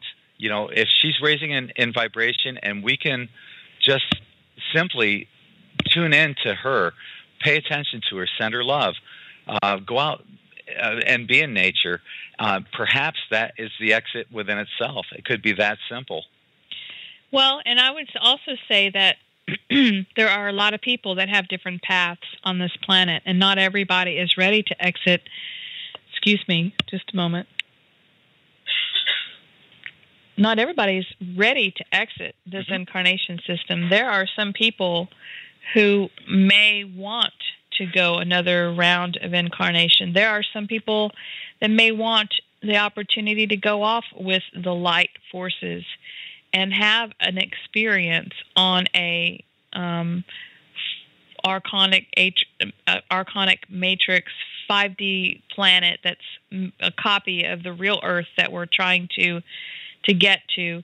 There may be people who, the dark forces, who are here to provide the experience, and they're not done, and they've stored up enough energy stores from siphoning our energy that they are going to take this experience and continue it either in the third dimension on another planet or in a fourth dimensional capacity somewhere else.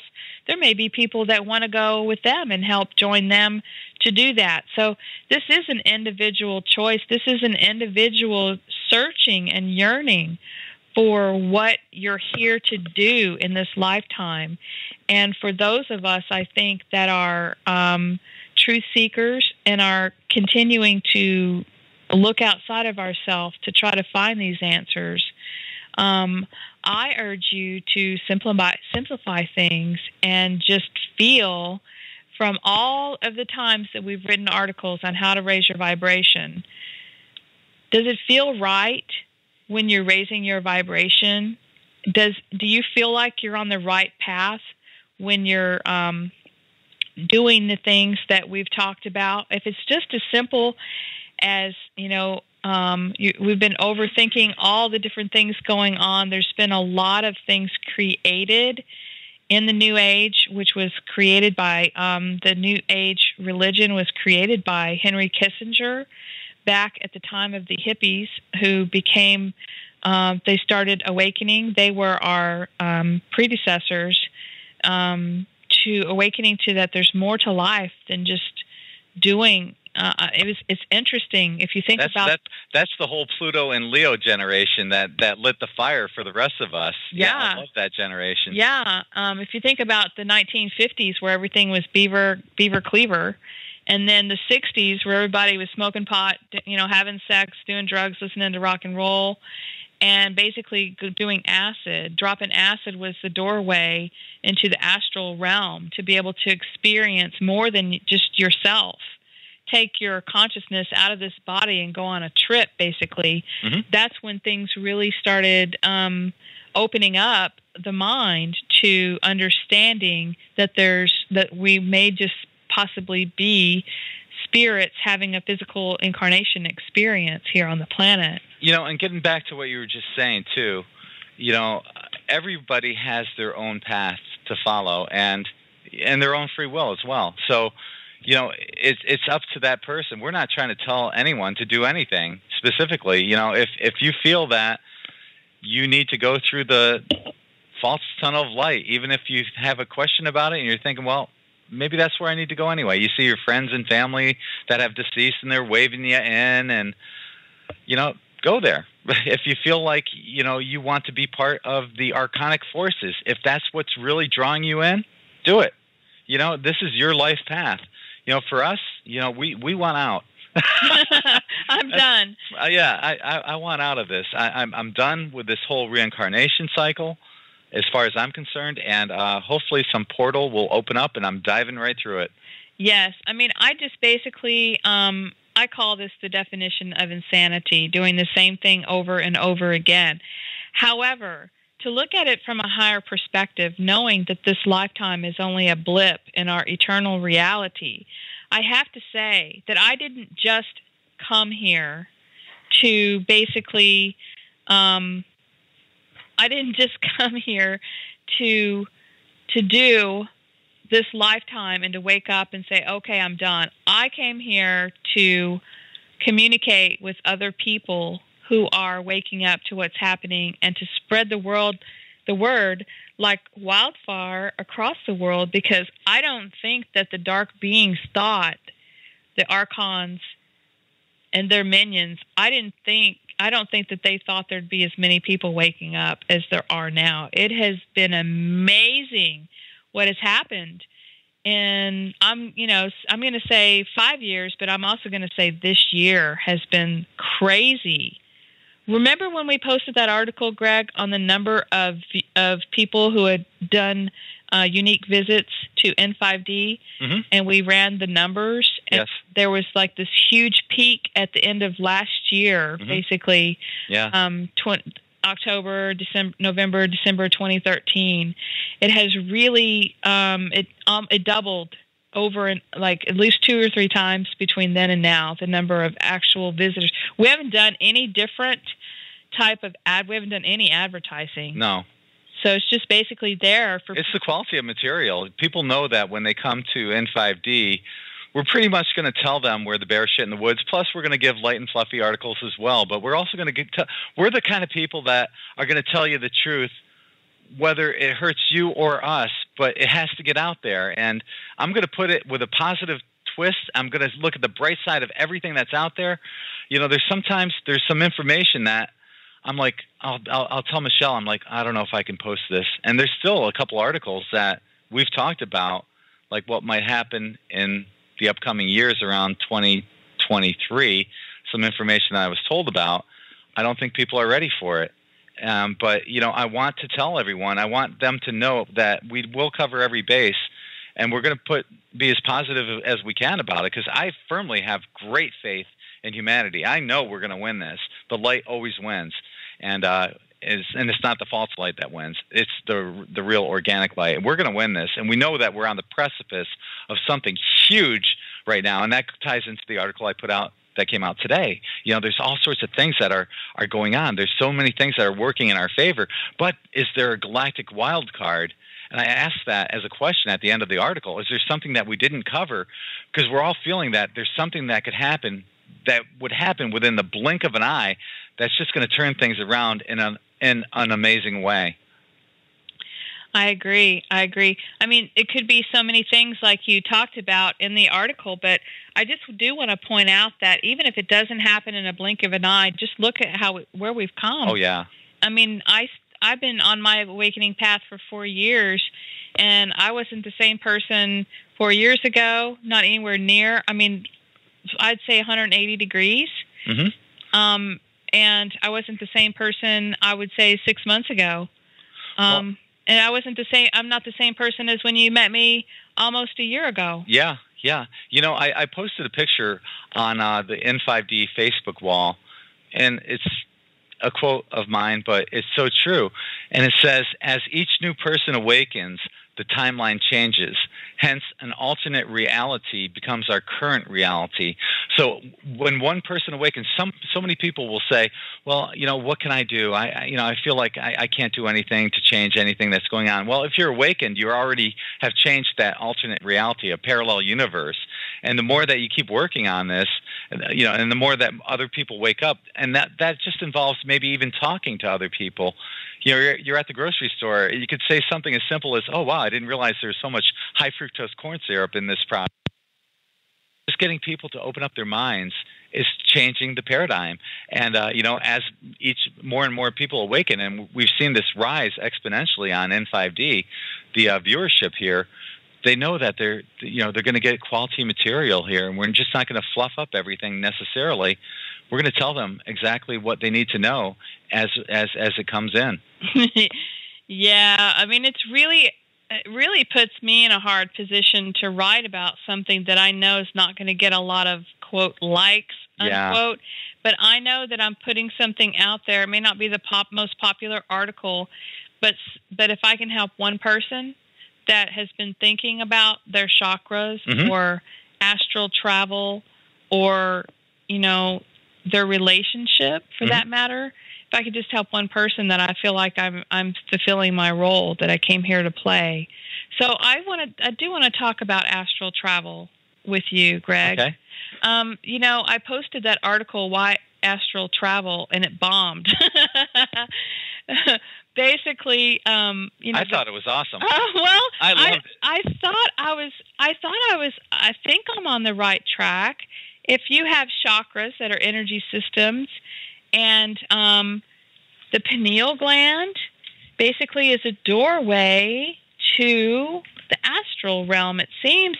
I mean, astral travel. Basically, to astral travel, you put your consciousness into your pineal gland and you try to push your spirit out of your body and go flying around in the astral realms. And my question is, why? Why would you want to do that? Well, you know, it's funny because through my awakening when I was 11 or 12, that was one of the reasons that I pursued that book about black magic, was about astral projection. And it fascinated me. But, you know, it's funny, too. As it turned out, I never learned it at that point in time. And down the road, I think it was 2 years ago, I said, okay, that's it. I'm going to learn how to do this. So I kept doing it and kept trying and trying. And finally, I started lifting out of my body. And as soon as I started lifting out, my cell phone rang. And that's a huge lesson to learn. If this is something you want to experience, then make sure that your cell phone's turned off. But, you know, to me, that was also a sign saying maybe this is something I shouldn't be doing. But conversely, you know, like I've said with just about everything else, leave yourself open to possibilities, use your own discernment. What I would like to do, I'd still like to perhaps try it out, and maybe I can find like different portals or whatever that can help lead us. If we get to that point of where, or even if I die an organic death, I'll have an idea of what exists on the outside, and maybe I'll have a better idea of where to go. But once again, where am I really going if it's all within the matrix? Yeah, exactly. I don't think that there's anywhere that I want to go if indeed the matrix is all of the dimensional construct and the hierarchy is part of the matrix for this experience. I don't think, since I feel like I'm done with this experience, I don't think that the astral realm is somewhere I want to go. I know people like George Kavassilis have been astral traveled, been all over the astral realm, have run into the Galactic Federation of Light, and he's the first one to tell you that they just hook, line, and sinker brought him right in, and next thing you know, he's doing videos holding up his hand saying, I am from the Galactic Federation of Light. I mean, basically, they just roped him right in, and I don't think those beings are the beings that I want to communicate with or to be misled, into the false light, and try to, allow them to rope you into being a leader of basically distracting you from anything other than going within yourself. Now, there's another article I wrote, Going Within. It's about going within, and you can either, when you get on In5D on the search on the top right-hand side, you can either type my name, Michelle Walling, or you can type those keywords in, like going within or astral travel, to pull up those articles. But basically, it's what is going within. And Greg, what would you say going within actually means to you? Ultimately, going into your heart center. Not necessarily the heart chakra, but the heart center. It's just simply, to me, as easy as imagining that you are your being of your eternal essence. Some people call it their I am presence, their source self. It's the fire, the light within you that makes your heart beat. It makes your lungs expand and breathe. It keeps all your organs going, and is basically, the seed of your soul.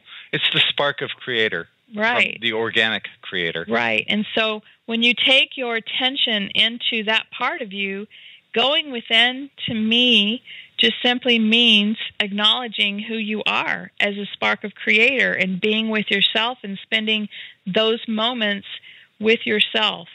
And when you do that and you acknowledge yourself, that opens up the doorways for your higher self, your guides, or your future selves, or whatever you'd like to call them. It opens up the doorway for them to begin to communicate with you through different things like synchronicities, and leading you to read a certain article and then confirming with another cute little 1111, or looking at the clock and it being 2:22, or all these different things. So going within just means acknowledging that that you are a spirit, that you are source creator, a spark of that being within this body and this physical experience in the now moment. Just getting back to the astral projection topic too, I would honestly, I don't think I would discourage anyone from astral projecting. The Rosicrucians have a belief, and I wrote an article on this, and there's a video too on YouTube. The video is called "Your Goal in Life is Not to Be Happy." Now, the Rosicrucians believe that your goal in life is to experience as much as you can possibly experience, and within those experiences, you'll find happiness. So, who knows? If astral projection is something you want to try, I'm not ruling it out that I won't do it again, but just be careful. At least you have this insight of what you might be seeing, because you're still within the matrix. So you'll if you do it, you'll have a different perspective.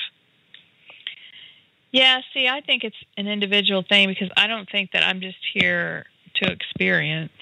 Mm-hmm. I think I'm here for a much greater purpose, and I think I have planned thousands of years for this time. I feel like some people are even here, like when we raise the base of consciousness by raising the vibration, we not only are helping humanity, but we're helping the planet, and she's helping us. But it could be possible that we could be helping every one of our predecessors on our bloodline, our parents, our grandparents, wiping out, going into the past and wiping out their karma, or helping their group, our soul group, advance by just being the successful one in our group doing the work. Or perhaps we're helping a whole race of another extraterrestrial beings advance to the next level of their journey. So there's just a lot of different things that that we could be doing that we really don't realize how important this is, but yet I just want everybody to realize that it's not only important, but it's actually a lot simpler than we think. There's just been a whole lot of confusion around so many things. You know, Michelle, I think what we're going to do right now is we're going to take another caller, and I'm looking at area code 615. I'd like to welcome you to the Cosmic Awakening Show. Hey, folks, this is Tyler calling from Tennessee. Hi, Tyler. How are you? Tyler. Doing very well. It's a great, beautiful evening here. I just wanted to thank you guys for continuing to put out all the amazing stuff about, raising your vibration above a level where basically the Archons cannot even touch us, because we basically are sovereign individuals, and, unlike other beings who incarnated here, we can basically shut ourselves from all those contracts and just stand in our own heart center, which was what you guys were just talking about. And I totally have been vibing on the seat of the soul, like really going into your internal heart space, that area, like kind of behind your breastplate, and just kind of feeling like the pulse of our heartbeat, and how we can feel our pulse everywhere in nature when we expand it out. So that's kind of that's what I've loved about astral projection, is just expanding your consciousness, even if it's just barely beyond your epidermis, right beyond your skin touch, and you can kind of feel the area beyond your skin. It's great to talk to you guys again. It's been great listening to you guys. How are you guys doing this evening? I haven't heard you calling in on the show in a while. Yeah, where you been, Tyler? I've been doing some Avatar Energy Master Institute, and I've been doing that. Just been taking some time to do that a little bit, kind of taking a break, and I go out in my backyard, and I've got like a really nice big open space, and I'll just watch those videos, and I've just got an open space where I can work with like the elements, and how that role that we play in the elements, and how we are kind of that element of surprise, I think, to the beings who didn't expect, exactly what you guys are talking about, as many people to be where we are today. And it's like, the beautiful thing is like, that I've come to realize is we are already there. It's like we're just kind of catching up to our higher self, and, the plan that we've established for ourselves. And we each have our own individual twists and turns and lessons still to be learned. And I like, as far as those portals manifesting, it's like, I feel those kind of like the center of the heart is kind of like that portal where we can, instead of going towards the false light matrix, I definitely know, and I've learned from this incarnation, that instead of going towards the light, I would, if anything, turn inwards towards myself, if anything, collapse inwards and retreat towards basically my own internal space. That, my consciousness would, I would just be like, wait, I'm just floating out here, and I'm in the middle of consciousness. I'm just going to not collapse in, but basically turn into my own higher self and turn into the best representation of what purity and sacredness is about. And each of us is able to embody that when we're feeling the love of nature, because she is pure, she is sacred. She's just been stuck in this whole muck, but she's endured, and if anything proves, like, we're all still here today, and we are resilient. Like, we're here to continue on this journey for to make it a grand unfolding of our destinies, because we're basically the authors. We're the authorities now, because we know that we can stand in our own power and write our pages differently if we want to. And it's about doing exactly what your heart, what you feel within your heart center is about, and it's beautiful. It's just, yeah. One thing we haven't talked about that I had on my list, and I'll just go ahead and bring you into this conversation, Tyler, is basically manifestation. And every moment that we make a choice in every moment. We are creating our reality by choosing, and we are flip-flopping on different timelines, and by making a choice every day. So have you noticed how manifestation has become easier and easier, and how you're basically realizing how you're able to manifest what you need? Absolutely, and it's necessity meets. It almost seems to be happening faster. Exactly. Yeah. It's just everything that we would feasibly need in this reality, or those lessons or those experiences, however they would manifest. Those things are just happening faster and faster. And it's like we're getting those lessons and we're getting that information. It's like anyone who's spent, any time sun gazing knows the amazing information that we're actually receiving every minute. It's just, we're trying to catch up to it and make sense of it in our own times. And it's happening faster. And the manifestation of even noticing like the subtle things, like, the subtle energies of, that you put out when you look at someone and you say, I love you without saying it. That was something that I read from a book called Og Mandino, The Greatest Salesman in the World, but it talks about looking at someone and saying that I love you, but not saying it aloud, because it radiates, makes your eyes sparkle, you smile brighter, you unfurl your brow. It's like there are little subtle things that happen when you do little things, and those are manifestations, and those are very powerful. And I just think people are understanding more and more to not give those experiences away, but to realize that they are actually experiences that you are manifesting, and the feelings that you are having are very real. Like when you feel that love that you send to another person, like that's real. Like that is what the communication, or the basis of communication, is about.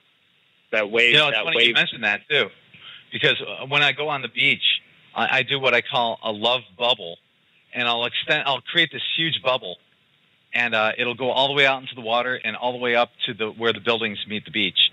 And inside of my bubble, and when anyone enters it, I'm telling them I love you. And when I see people, when I pass people on the beach, I'll look at them, I'll smile, I might say good morning. But inside, I'm also saying, I love you. And people, those who are listening, you can do this if you're driving in your car, you see somebody driving toward you, just smile, say, I love you in your mind, and just send out that positive thought, that positive energy, because every thought is energy and every thought matters. Absolutely. That's right. Do you feel like it's from the water that you've been drinking, though? Because you still drink your intention-infused water, right? Yeah, ozone water, yeah. You're the ozone water, man. Yeah, love it. It's just like a natural cause and effect of it, but it's just when you put the intention and the awareness to do it, I know what you mean, man. Yeah, that's the icing on the cake. Yep. But yeah, I have a question. Oh yeah, sorry, go ahead. Tyler, I'm sorry to interrupt. I have a question out of the chat room for you, from my friend Jeff Gates. And I know that we were talking about the astral realm, and I know that you've actually experimented with some psychedelic drugs. And my friend Jeff wants to know about, what do you think about the astral realm and your journeys through the astral realm? That's a great question. I believe that from doing psychedelics, that we all do it. We all have those little hallucinations behind our eyelids.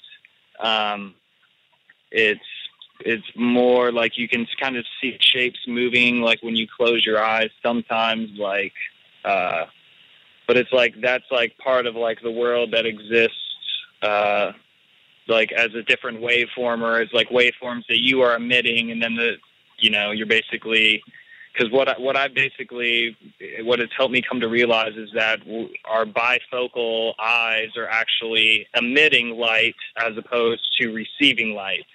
So it's like we are actually generating light from within our center, and we are putting light out through our senses, but basically, and we're also emitting audio from our ears as opposed to hearing it. necessarily. So it's kind of fun, but we're almost like hearing what we want to hear, because we are basically putting sounds out and we're putting sights out that we want to be aesthetically pleasing. So a lot of what I've learned from psychedelic experiences to accept and surrender to whatever you are experiencing or seeing, whatever you just take a look around and like perceive where you are. And that's like, even that in and of itself is like changing your perception by changing your viewpoint of how you see yourself in the room or seeing the room around you. So it's just a lot of acceptance to what is happening in the moment, which I think is just kind of that moment that people would call like a heartgasm or like a mindgasm, where your heart or your mind explodes with like love or just knowing that pure, that you are like you are here, you are present. And it's like that breakthrough of not manifesting almost the external by going out, but you're realizing that you are in everything.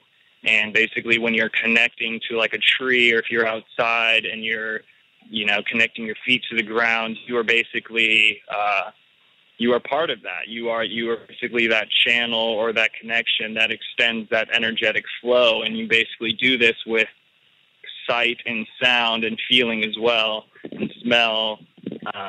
But the senses, I believe, like it alters your perception. So you feel like, sounds coming out of your ears or lights coming out of your eyes, but it's like you can't necessarily quantify that and prove that in today's science. But it's like, and everything that's happening, more awareness is coming to the conclusion that we don't know diddly squat about anything, and the programs and that the apps running on top of the programs are basically just kept us here to be deceived, or to enlighten us to the point, or to gain enough know-how to exit the system, and to know that, and to always remember that we can always exit the system by standing in our sovereignty and just saying that, like, I am enough. Like, I don't have to do or be anything. I can just stand and talk and have creative ideas, and that's enough. And that's why I think we're seeing a lot of people moving towards sustainability ideas a lot right now. I agree. Well, thank you so much for, yeah, kind of, but thank you so much for sharing all that with us, about, basically projecting your reality and everything. And I appreciate you calling in. And I thought Larry would be calling in tonight, but he's probably watching Thursday Night Football. Larry, if you're out there, yeah, I miss you, Larry. I'll be talking to Larry next week, so on the show. So Tyler, thank you so much for calling in. We always enjoy hearing from you. Thank you, guys. It's great talking to you. Hope you guys continue. I'll stay tuned. Keep on listening. I would encourage everyone to check out PleiadianExpressProductions.droppages.com. That's kind of what I've been working on, but that's a little something that me and Larry have been working on the side, but it's PleiadianExpressProductions.droppages. Thank you, everybody. Have a great night. All right. Take care, brother. Good night. Okay. Good night. All right. So, did you want to put that call on hold that you took off? Okay. Okay, cool. There we go.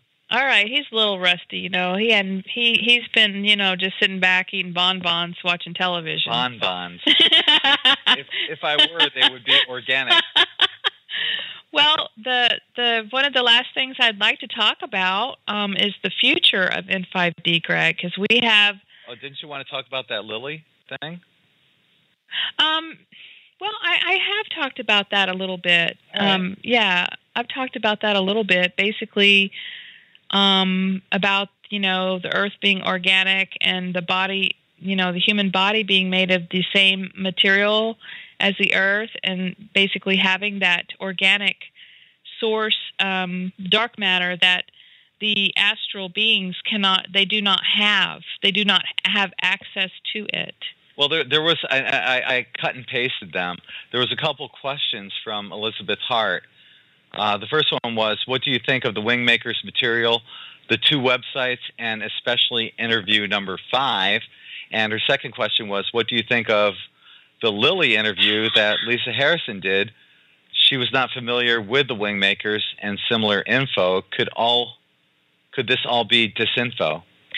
Well, I tell you, the first thing that happened to me when I read the Wingmakers interviews was I had the same feeling of excitement, that I had come across some really wonderful information and it made sense to me, and I liked the way it sounded. That's the same way I felt when I first listened to Andrew Bartzis. I was able to understand what he was saying.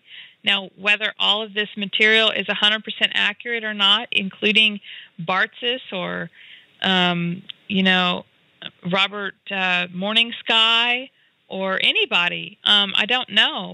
What I do know is that I got that excitement in my solar plexus and in my heart center, that I knew that there were truths that I could pick out that would just help me on my path go forward. One thing that Gregg had for a red flag for the Wingmakers material was the fact that in number 5, the interview number 5, it basically explains that they had to use some deceitment or deceiving tactics or a little bit of disinformation on interviews 1 through 4 to kind of lure the reader in with some New Age tactics, to where and those were released, I think, in the 80s, I'm not sure, the 90s, but basically to prepare everybody for the information in number 5, which at the time people would not be open-minded enough or awake enough to accept into their heart center to try to feel into whether it was accurate or not. And so, he kind of thought, well, that didn't quite sound right to have to use a tactic of deception to bring truth. But still, to me, the bottom line is Wingmakers number 5, Dr. Neruda interview, really hit a lot of key points that I think I agree with. And there's also information from the latest collective imagination show that Lisa Harrison did with the group with Brian Kelly, that said that some of the Wingmakers material on one of their websites it has been altered and has been changed. So, we're back to square one. It seems like every time we get some great new information that we can say, is this right or wrong? First of all, nothing's 100% right. And second of all, we end up getting back to square one where we think, well, yeah, that could be true, but is it true? Well, what's in my reality to prove that it's true? I think that we're going to have an opportunity to visit our own Akashic records within our DNA and the Earth's Akashic records that we can access through our DNA, the solar system's Akashic records, the galaxy's Akashic records, and pretty soon, before you know it, we're going to have the truth within ourselves to be able to access within ourselves, and we're going to remember how to do that. So right now, yes, it's great to read all the things you can find on In5D, the Wingmakers material, Wes Penray papers, Cameron Day's information is all awesome. We resonate with those things. But is it the truth? I don't know. The thing, too, about, and you did touch on it, thank you, about the Wingmakers is that they basically said that the first 4, additions, parts of it, were made up because of New Age. They tried to use all these New Age terms to get people in, and then when Part 5 comes in, they're saying, "Well, we did. It was a bunch of crap, basically. We wanted to get your attention so we could tell you the truth." To me, I would never intentionally mislead anyone in that way, and to me, they lost all credibility completely by misleading people in order to tell them the truth down the road. Why waste people's time like that? Why insult our intelligence? And see, I'm a little bit more forgiving. I don't throw the baby out with the bathwater, as the saying goes. I like to take the nuggets of truth, even if something is put out there as a channeling that has disinformation in it. I still like to sometimes listen to some things because something will resonate with me. What they do is they usually do like 80% truth, and then there's that 20% of disinformation where they're trying to lead you down either to have false hope or to do a certain spiritual practice that may open you up for them to feed off of you. So I'm kind of a little bit different in that respect. I don't throw everything out just because I do find where the disinformation lies. Now, what did you think about the Lily interview? I loved it. I thought the first one was very difficult to listen to because of the connection, the fact that she couldn't hear, and it took me a little while to get used to her accent. But I loved it, and I don't know if it was staged, planned, disinfo, or whatever. It felt right to me, and anything that feels right to me that gives me a little bit of encouragement to put that piece of the puzzle into my big puzzle and it fits. It's just like doing one of those big puzzles on the table. Like, oh, yes, I finally found that one. I've been looking for that one, and it fits right in there. Yeah, I really felt that way. Now, I could be laughing later on. What's true today may not be true tomorrow. I could be laughing later on when we find out something else, that fits better, into the bigger picture. But I loved it. I thought it was great. And the second interview was even better because they had a really good connection and they went deeper into the topics. See, now, and I kind of have a different view on that. On the Lily interview, basically all of her material is taken from Ashiana Dean, the Wingmakers, Michael Tessarian, and David Icke. I mean, she's not really saying anything new. She's just regurgitating other people's material, yet she's saying it's through this channel.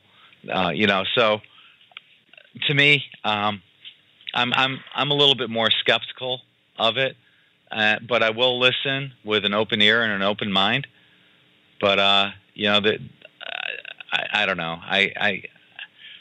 My bullshit radar is going off on her, and that's my own truth.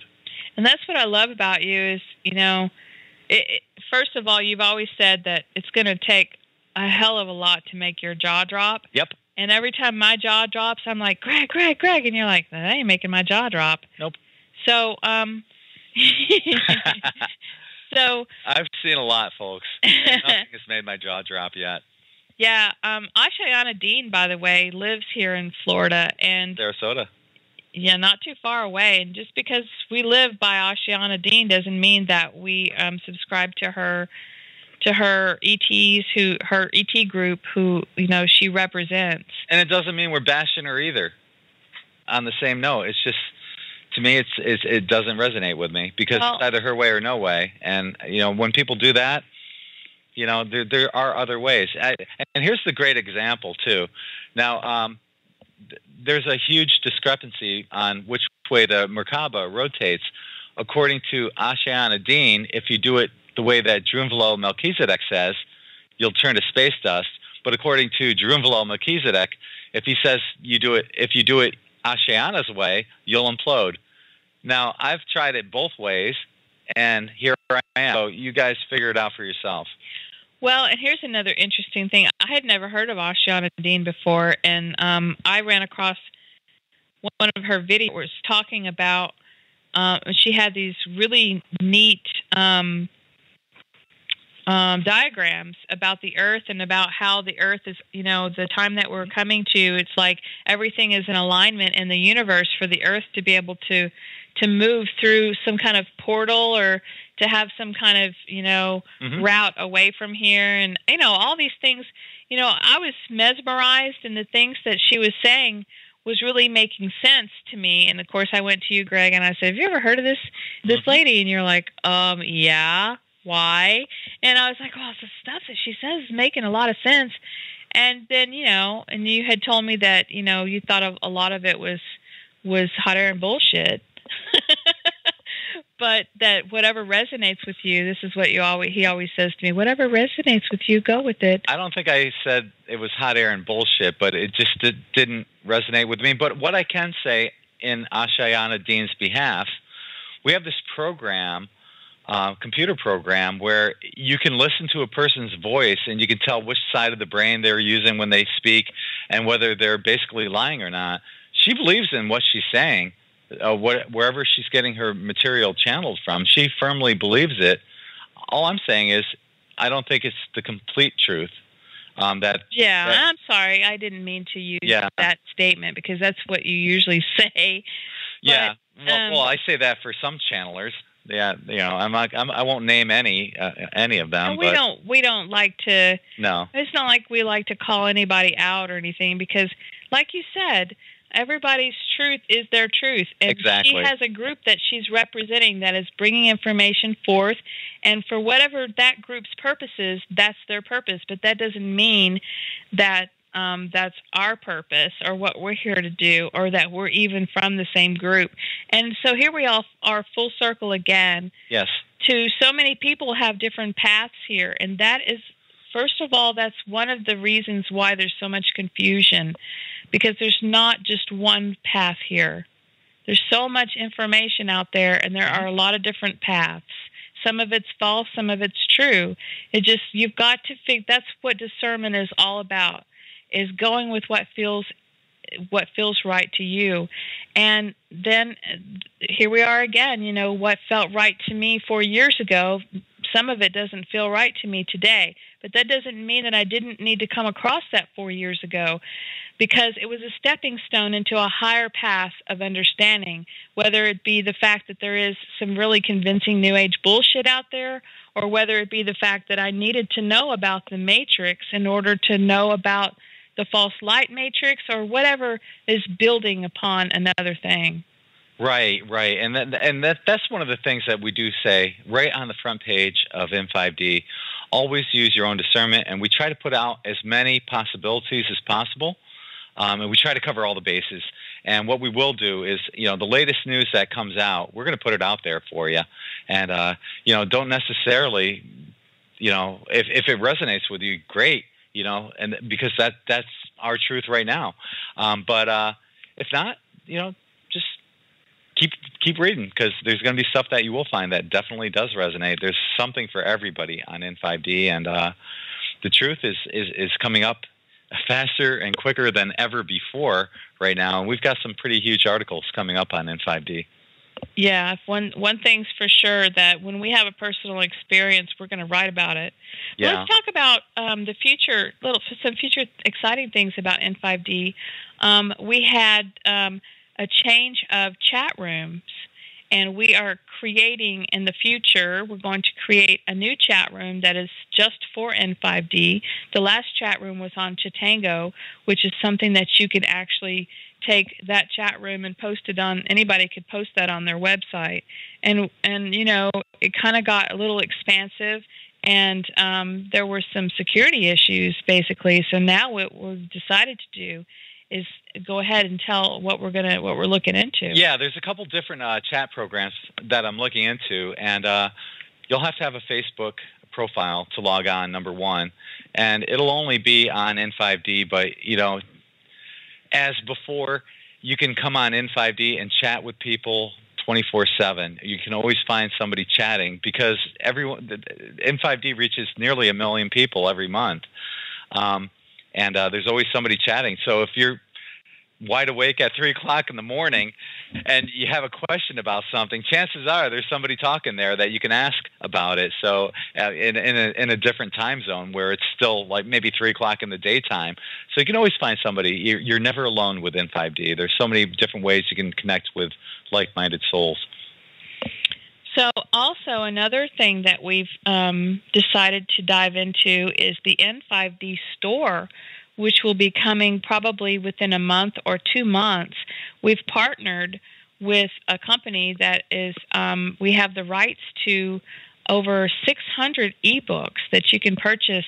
I think they're really cheap, like $3.99. Yeah. Yeah, cheap and expensive, whatever, same thing. They're really inexpensive, and it's just going to expand our database even that much further, to be able to download ebooks on these topics that we have on In5D. And then we're also expanding that after we get that up and running, we have had In5D T-shirts before and coffee mugs and different things to basically, not as a money maker, but just to be able to have things for people. I drink my tea every day, coffee out of an In5D mug, and when Gregg goes to the drum circle, he wears his In5D T-shirt, and it's a great conversation starter. And it's interesting, if anybody wears an In5D T-shirt out in public, you would be surprised at the people that recognize it. So that'll be fun to get T-shirts out there again, very reasonable for people to be able to wear and to help spread the awareness of what's happening on our planet right now. Another thing that we are going to expand further in the In5D store, past the T-shirts, mugs, and ebooks, would be metaphysical supplies and gifts. We want to run some lines of, Tibetan bowls and incense and grids, energy grids. Yeah, we are going to actually create energy grids for different purposes and clear the stones and program the stones for certain things. Put our energy into them. You and me, we're going to do that. For energy grids. So, for instance, we might make a selenite and amethyst grid, and we would selenite is wonderful for clearing, and so an amethyst is wonderful for programming, healing or programming, different things, and we can do. We can set them out in the sun and then, put intentions and stuff. We can even set them in the Sarasota sand, in the 99% quartz crystal sand, and have them programmed with the Sarasota sand and then send them to people. So the store, the chat room, that's all coming up. We're also having another conference next year.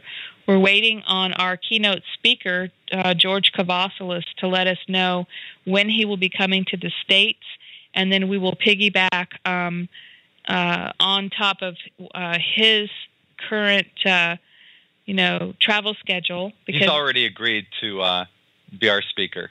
Yeah, so it's just that we're trying to keep the costs down on the conference.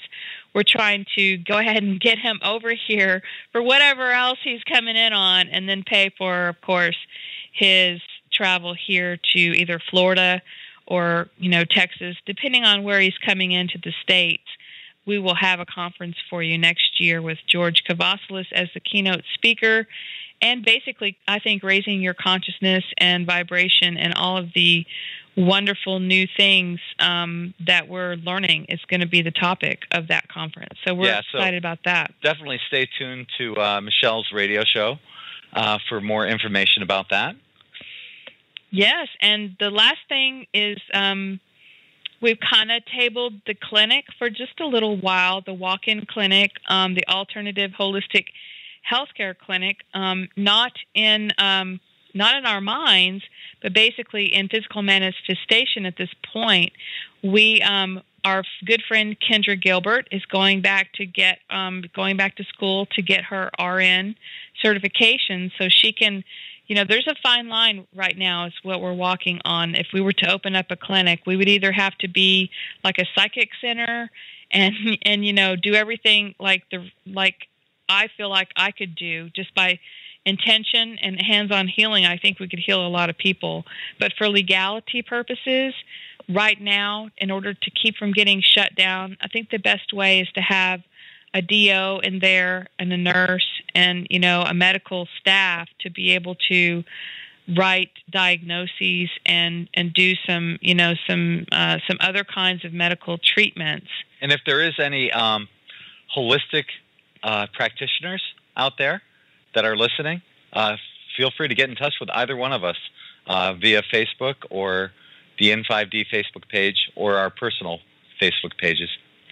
Yes, and I've had some amazing readings. I've talked about them a lot, and one of the readings that I did have said basically 2015 would be the year that we would be able to kick this off, and it doesn't have anything to do with me wanting to get this started. It's more of things have to fall into place in Gregg's life, and the right people have to come into his life to get this thing going. And so that's what we're waiting on, is that part of the follow through of his manifestation on this idea to be able to heal people with alternative ways, without traditional medicine, but without the liability.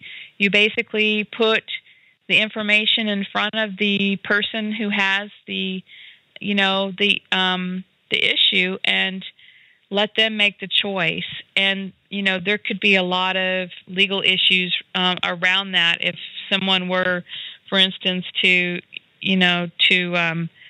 not believe in healing, and then something happened to them and they want to come back on you and say, well, you said you could heal me. This is all, here we are back square one again. We want to help people, but yet people aren't willing to help themselves sometimes. And you've got to just, really think things out and have, we've got to have the right people walk into our lives and say, let's do this. And it will happen. But right now it's kind of, we want to get these other things going as well. So that's exciting about In5D. And every day you post an article, Gregg, a new article that hasn't ever been published before. Every day there's a new article on In5D, correct? There's new articles every day. Are you on mute? Oh, yeah, I am. Sorry, I was on mute.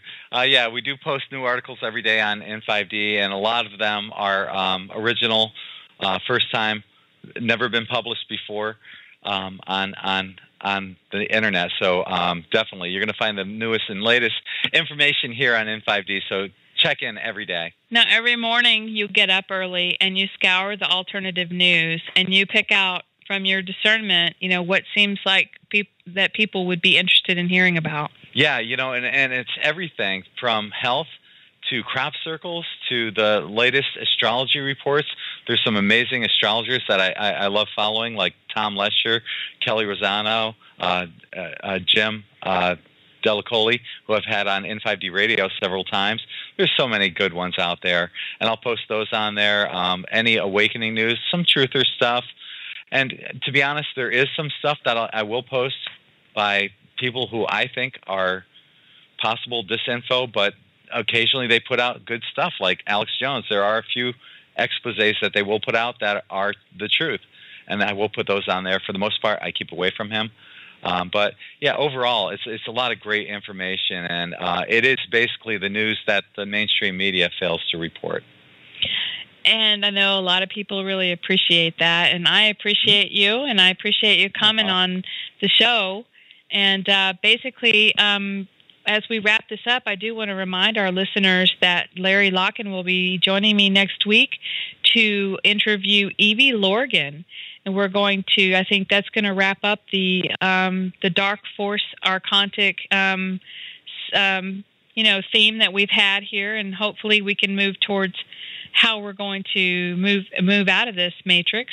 But she will be talking about how to recognize, the archonic relationships, and how if an archon or a dark being can't steal off of you or can't influence you anymore, oftentimes, sadly enough, if your partner is not aware of what's happening, they can move right in just by one little crack in the aura, and be able to come in and manipulate them against you as well. And that sometimes is a way that they can steal your dark energy, is by getting to you through your partner.